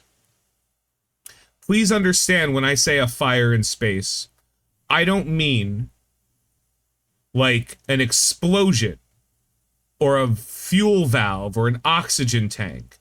I mean, in the vacuum of space, there was like a campfire fluttering in the fucking wind on the side of a ship. That's a great fucking question, Goofy. But I'll save it for next week. So your issue is more with the stupidity of things that just don't make sense. Because I've been seeing a lot of comments, and a lot of the comments, and maybe it's my filter. A lot of the comments I see are just like, it's too woke, it's too, this person's a lesbian and they don't like that. That's all I've been seeing. And I'm honestly, like, there has to be more to the story as to why it's not good. They need to gay the fuck up out of this show.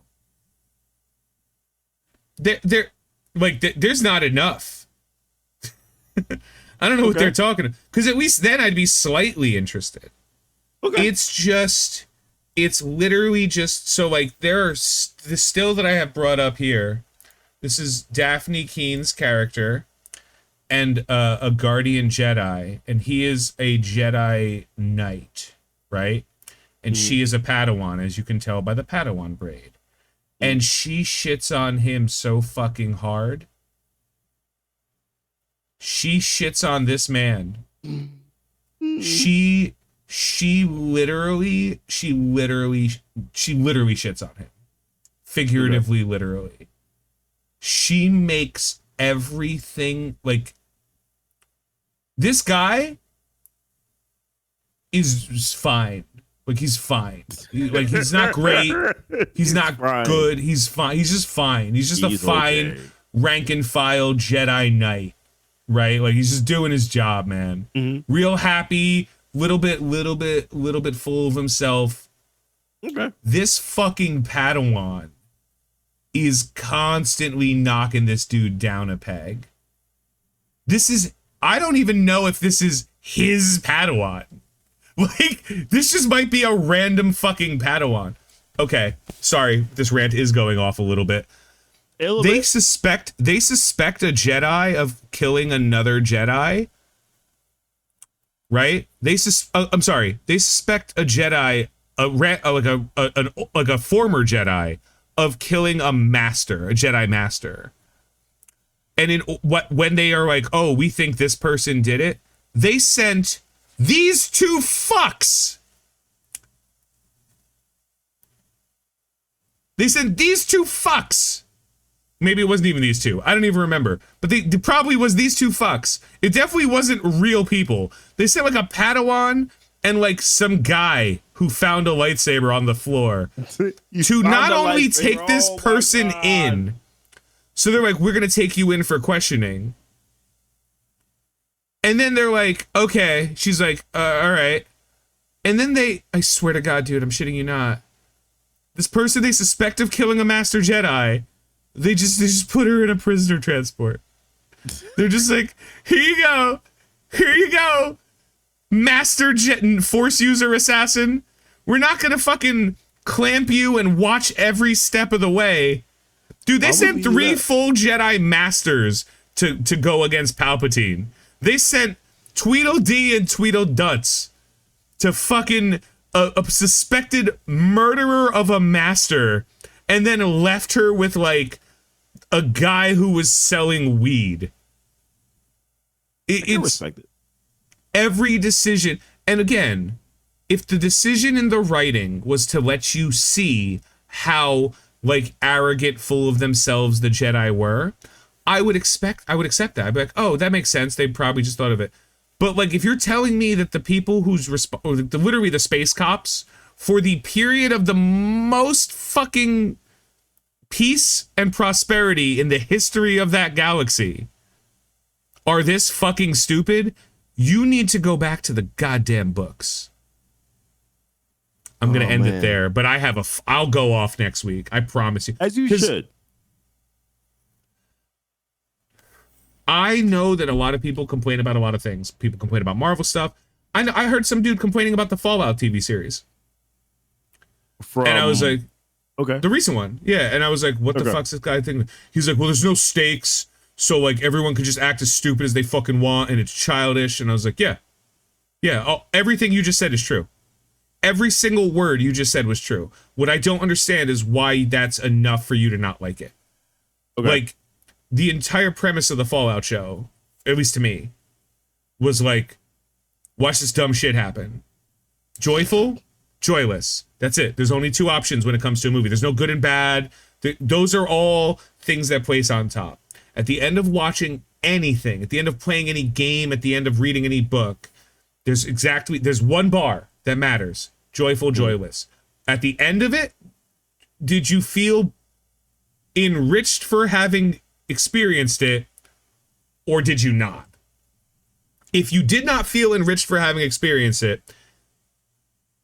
it's not good. It's already bad.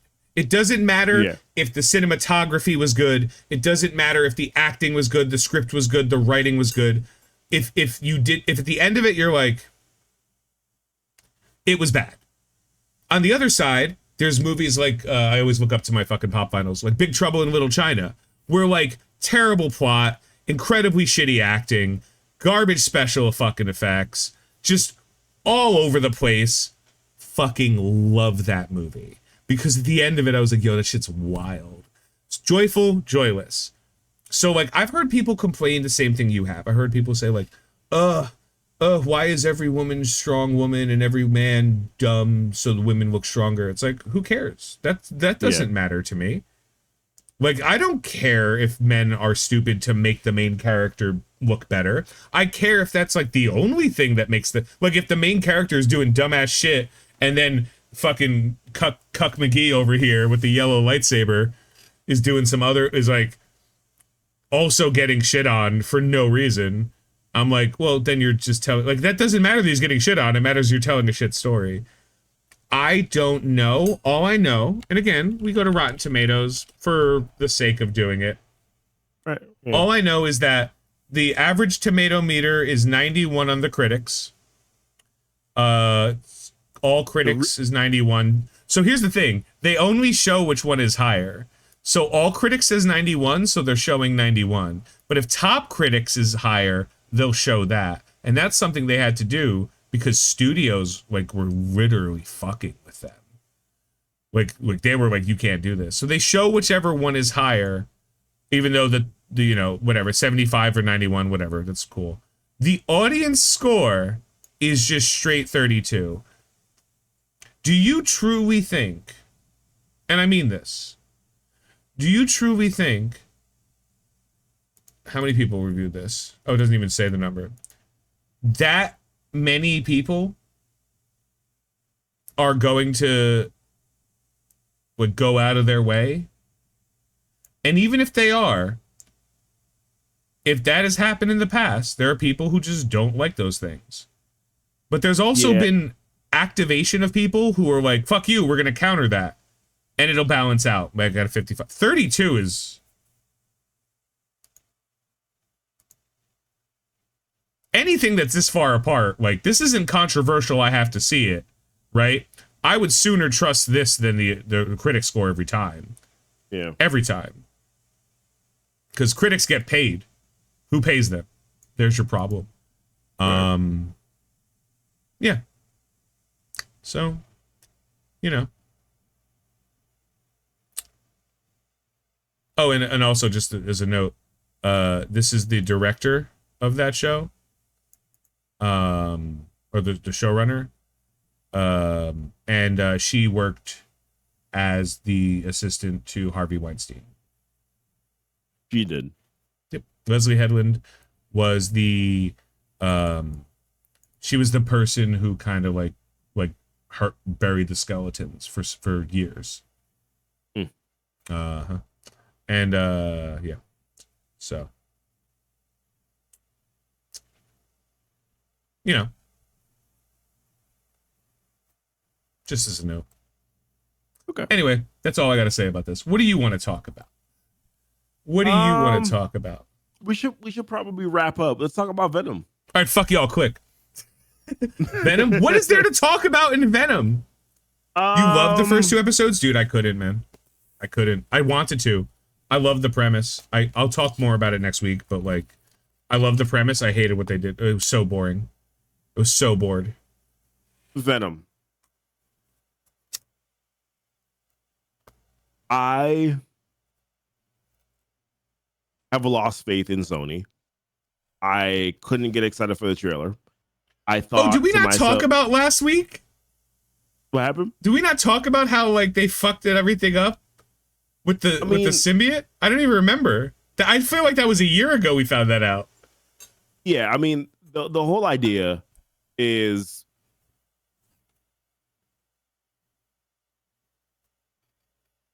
it's wild. But what I will say is this.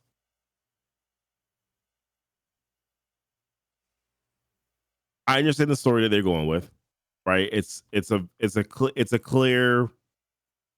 I understand the story. It there is comic book basis to it, right? It looks like it could be fun. The whole idea of his world coming to us or whatever the case is, once again, that is a fun little story that I think is really cool. That I believe that they will screw up because I genuinely don't know how they would. They effed up Morbius, and Morbius was kind of like really easy not to mess up. So, speaking of Screen Crush, they did a video where Tommy Bechtel was like, do you think they just snuck in the symbiote at the end of the scene? And then Marvel's like, you can't do that. And they're like, oh, shucks, I guess we got to clean it up now. Do you think they did that? Yeah. Continue. My thoughts is that bring that up. No, my thoughts is that it's probably a retcon. That's what they're doing right now, is that they're just like, you know what? Like, this is what...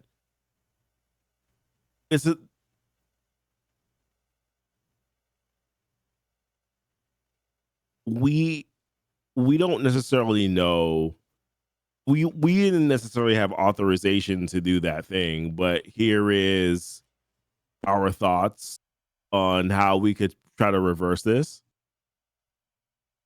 So they're probably gonna go with like the Planet of the Symbiotes storyline, and which could lead up to like Null and the symbiote god and all that. I just don't think that that's. They've already confirmed this is the last Venom movie. Yeah, it's the last Venom movie, so like I don't really see that being a thing unless they decide to then come out with a Carnage movie, which we've never heard any rumors about that, and nobody probably didn't. I don't remember what happened in the last movie. I generally don't. Like, did Carnage die or whatever the hell? I don't remember. Bottom line is this: no one cares about any of these Sony movies. I did a poll on the channel. I'm like, which one do you want to see more? And everybody who commented said, either do you want to see Venom or do you want to see Craven? And the comments were this: can we pick neither? Nobody cares about Sony. After Madam Web, that was the last straw for a lot of people. The last straw was Madam Web. After that, they were like, you know what? I don't think I can give this company a chance anymore. No expectations. You know what I mean? Like, right. How do you fuck up no expectations? Nobody fucking cared. Exactly. It's Sydney Sweeney's tits, and you just couldn't. You didn't. Listen. I kind of had an idea that we weren't going to see in our costume a lot, but I at least expected a little bit more than that. Nobody cares about this movie. Nobody wants to really see it. There is nothing in the trailer said to me, you know what, I need to go watch it. It was all over the place. There were like 3 different stories that I thought they were trying to tell at the same time. There were some cool things, right? Like Venom Horse. Yeah, the Venom Horse.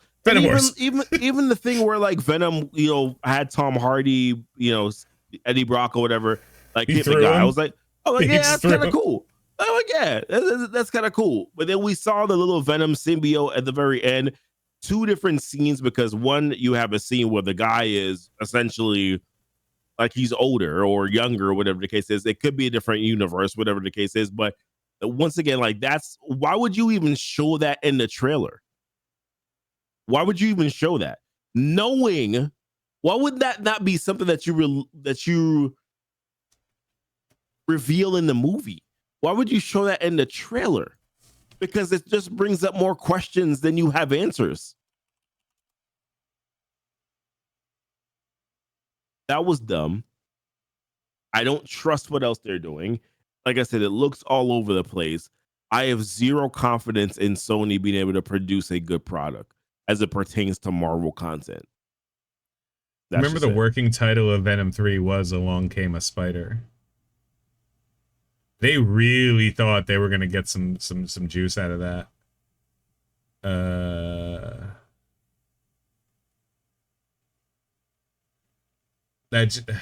You're right, man. I'm done. I can't. I'm done on it. I'm done. I can't. Listen, I'm not watching that in the theaters. You kidding me? Why would I spend $22 on that? I'm gonna say one thing, and then go buy popcorn, and then go buy gummy bears, because I cannot stop myself from buying popcorn and gummy bears. Why would I like cookie dough bites. I do cookie dough bites, so I'm on the same page. Hey, let's not. You can only get them from there or Amazon by the quintillion bucket. Those are 2 options, and if I get a quintillion, I'm gonna eat a fucking quintillion, and then I'm gonna die. Oh yeah, Venom bit Carnage's head off. That's how that ended. I forgot. I'm a Reese's guy. I support Reese's, man. I'm gonna say one thing. You said nobody cares about that movie. I think that is hyperbolic. I think like very few people care about that movie, and even like I don't think nobody cares. And I mean, like, I think that there are enough Venom fans at their core that they're like, fuck it, right? Like, Tom Hardy does great. At the end of the day, Tom Hardy's great in those movies. So Tom Hardy in general is great in multiple. I mean, oh my gosh, him and the one where he gets his throat slit and he likes to like walk all the way back to the, what was that? Lawless? Is that what it's called? Lawless? That was one of them when he was a brother. He was with the brothers, right? Yeah. The brother. I mean, there's numerous movies. Typical. I like Ray Venom. You're gonna make me look it up now. It sounds familiar. Here's let me make it real fucking simple, right? I don't want Sony to be making movies anymore. Oh, because him as Bane? Oh, yeah. Sorry. I just remembered that he was Bane. Oh my. No, don't need to apologize. You're right. I don't want Sony I just got an immediate hard on. Movies. Sorry. Go ahead. Proceed. Any movies. Ever. I want them done with movies because they suck at making movies. Mm-hmm. They're not good at movies. For every one movie they make that's passable to good, they make 8 movies that shit the fucking bed. Mm-hmm. And you know what? Disney / Marvel / Star Wars bullshit, they're not fucking far away, but I trust them to turn shit around. Right. More than I trust Sony, because Sony has the only movies Sony makes that are passable. Did you enjoy No Way Home? Yeah, I thought it was good. Pretty good. You think wait, that's not what I asked. I asked if you enjoyed it. If I enjoyed it, yes. Yes or no question, yes. Do you think it was a good movie? I thought I've watched it so many times now that remember that there were 2 characters in that movie that did nothing ever. Yeah, so here's the thing. I've watched that movie too many times now to give it a great rating. I think it's good to great. Okay. It's on the cusp of great movie. You think it was the best Spider-Man movie? No, it wasn't. Their animated movie was better. Into the Spider-Verse was good. It was great. It's hard to conflate. There was a lot of things in that movie that I was very happy about and I was very happy to see. And if I see them again, I won't care. I don't need to see Doc Ock, Alfred Molina ever again. I do need to see Doc Ock again. I don't need to see Willem Dafoe, Green Goblin again. If I do, it would be nice. But like, that's I disagree with you. I would love to see Willem Dafoe, Green Goblin again. Go ahead. The reason I don't, first of all, I think he fucking killed it in that movie, so I'm not taking anything away, especially when he's getting punched. I love when to formula. Like, no, I fucking love him. And again, like, it's camp and it's fine because I love the camp. But if you're gonna tell me, in all honesty, that like those movies would have been anywhere near as good as they were without Marvel's direct interference. Yeah. And they were, like I said, some of them were meh, some of them were great. Some like it's you can't even hold a candle. All 3 of the Marvel produced Sony Spider-Man movies versus any single movie Sony produced, even the old Spider-Man movies, even any, it's not even fucking close. Not close. Yeah. It's not even close. Like, I don't want, like, I would love to see this movie in theaters. I truly would, because I think it would be cool. I don't want Sony to make money. I don't want them making any money. I want a bunch of people out of jobs. I want like all of Sony Pictures, all of them, every single one, to go to like fucking Apple TV or Paramount Plus or one of those other ones that are going to die in about 5 years. Like, and then I want them to every single one of them be Walmart creators because they suck at what they do. And the reason I'm mad about it is because they're doing it to things I care about. If Sony just made dog shit movies, we'd call them A24 and we wouldn't care. Yeah.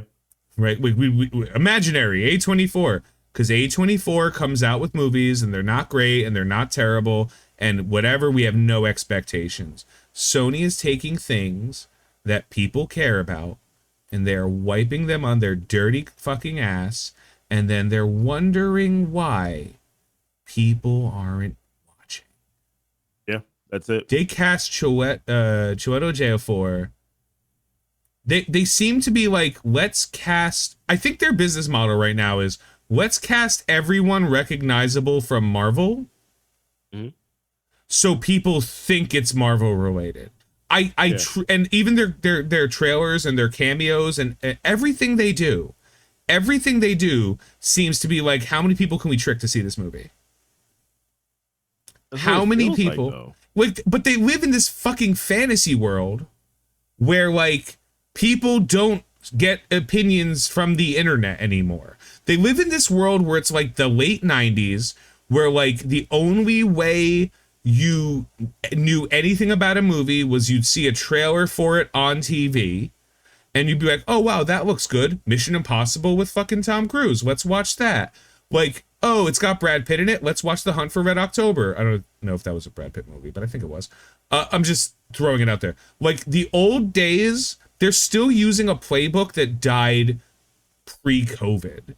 You know what I mean? Like they're using a playbook that's been dead before the MCU even started. Where it's like, what if the movies show a really cool, the trailer show a really cool thing, and then we trick a bunch of people into going to see the movie on opening weekend? Because then if it does well on opening weekend, the newspapers and the TV shows that people watch will be like, #1 in the box office this week is Venom with Tom Hardy. People are going to be like, "Oh, it's #1 in the box office. Let's go see it." That's not Right. going to fucking happen. And you know what? They might catch people, but they're not catching the same fucking number. And they're definitely not catching $200 million worth of people doing that. Like their budget for the movie. That shit was fine when your movies cost like 80 mil, 60 mil, 20 mil. And you're like, let's debate a bunch of people, have a big opening weekend and try. When you're spending 200 mil on a fucking movie and you're like, let's trick everybody into thinking Madam Web is a movie. Let's trick everybody into thinking Spider-Man is in Morbius because we have a poster that says Spider-Man with the word murderer on it. And then never fucking mention Spider-Man. Keep in mind, in Morbius, he referenced Venom. So Morbius, Venom, probably Craven, all do take place in the same fucking universe, and that universe doesn't have a Peter Parker. So it cannot be the... it actually can't be the Raimi-verse. It's impossible, because there was a Venom in that universe already. Right. I don't know if it could technically be the Andrew Garfield universe, like very technically, but Tom Hardy would have heard about Spider-Man because he's a journalist, even though he's on the other side of the fucking country. And if there was a hero character running around, he would know about it. So unless Sony is trying to pull one over on the eyes of everybody and bring back Andrew Garfield at the end of this fucking movie, which, you know, good for Andrew Garfield, get him a paycheck, but like nobody's gonna fucking care. Nobody cares. I agree with you, man. I agree with you. Like, just die. I'm not even saying sell it back to Marvel. Just keep making shitty fucking movies. Like, whatever. Do whatever you want. Yeah. Sure. But just please leave my Marvel entities alone. Don't think about going to DC. I'm good. I'm not sure I would like the Venom story if it wasn't Venom. If it was just an alien story. No, I agree. Because apart from that, like, what really is there?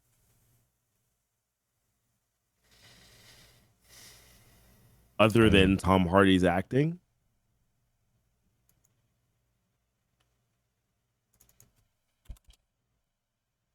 But I'll watch it. I'll see what happens. They're burying the fuck. Riss Earfans, right? He's in this movie. He was the Lizard. Is he the Lizard in this movie? Doubt it. Stephen Graham got the fucking symbiote the last time we saw him, right? In Venom, Carnage Sucks My Anus. I think that's the full name of the movie. That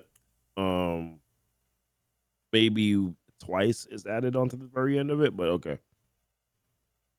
Like, but and the trailer had half of a clip with him in it. Mm-hmm. Half of a clip.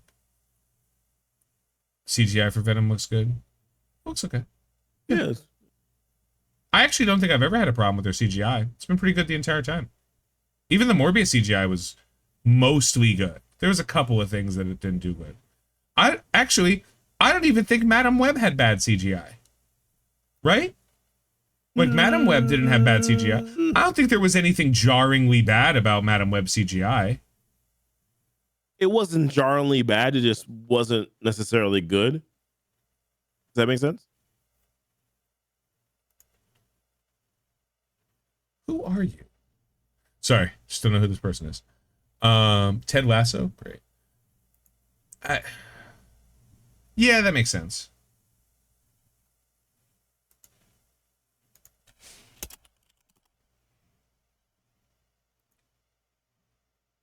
Venom: The Last Dance has nothing left to offer Spider-Man fans. Is there any reason for Spider-Man fans to care about Venom: The Last Dance? I don't think there's reasons for Venom fans to care about Venom: The Last Dance. Venom: The Last Dance's trailer proves Sony couldn't care less about continuity. Yeah, that's fair. That's fair. Yeah. Venom's inclusion in No Way Home doesn't make sense to begin with. Correct.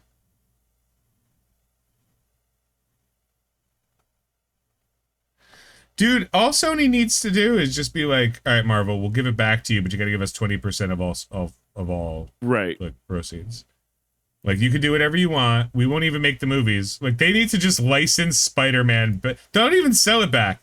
Just license Spider-Man back to Marvel under 100%. That ground for like give them like a 30-year deal where like they get X% of any Spider-Man or Spider-Man character that like is on that list that they have that they ever use. Sure. And then like, you know, Madam Web was random as a heck. Why did you make a Madam Web movie when Black Cat was right there? You know who you could have cast as Black Cat? Sydney fucking Sweeney. I'm gonna steal a quote. I'm gonna steal a quote from the Falcon and Winter Soldier show. Do better, Sony. Just do better. Yeah, that's right. Better. Yeah. Better. Remember when you heard that quote and you were like, "Yes, Steve Rogers, Iron Man, and of course, Cap Sam, true leaders in the Marvel universe." And now Thor, we have Thor talking to the kids. Thor amping up those fun. Remember that girl who got the power of Thor through a bunny? That was my favorite part of that movie. No, I'm not even shitting you, dude. My favorite part of that movie was this small fucking child with a stuffed bunny rabbit just shooting lightning through the bunny rabbit. I was like, perfect. Movie's great. Change nothing. I forgot that I was watching a terrible movie at that exact moment, and they immediately reminded me. Immediately. So fast. You have no idea. It was so fast. Remember that time that like Thor didn't call his fucking axe back to him, which would have ended that entire. He would have been like, oh look, you can't fucking open the portal anymore. Also, how do you use that weapon? How are you, Gore the God Butcher, capable of using that? You know what? Let me go back to the bunny chick. Let me go back to the little girl with the stuffed bunny. I don't know, man. That part of the movie was so fun. That part of the movie was just too juvenile for me. It was good. Didn't need it. I like two things, and it's a very hard spectrum, and there's no overlap. Incredibly well devised stories. Yeah. Like with tiny little call outs. Captain America Winter Soldier, when Agent Jasper Sitwell said Bruce Banner, Stephen Strange, like he just name dropped Stephen Strange 5 years before the Doctor Strange movie came out and 2 years before they even confirmed it. And that tiny little piece of storytelling was so like just that Wakanda was mentioned in Age of Ultron. Like, you know, there was so much good parts that I truly appreciate. And then there's like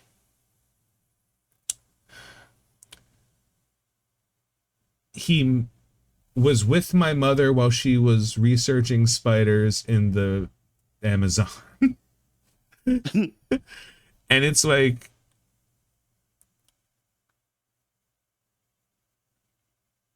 and the other side of the movies are movies that are so absurdly ridiculous that I become viciously aware that the purpose of this movie is pure popcorn enjoyment.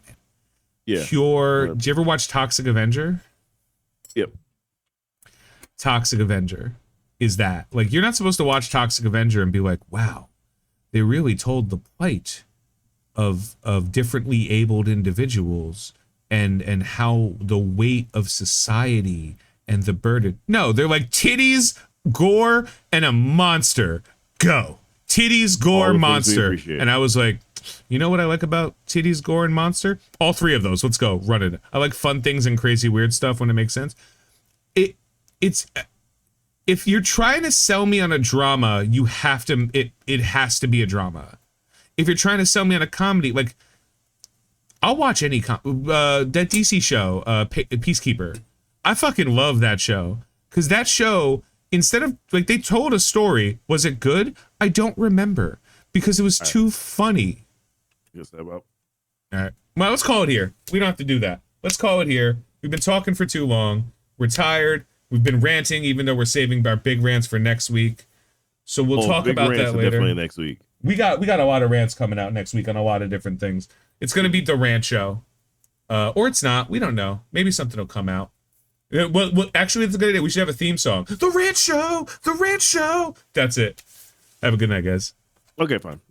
Also, subscribe and shit. You don't have to. Yeah, that stuff. But you should. A like. And if I don't say it, I feel like I'm not officially making content.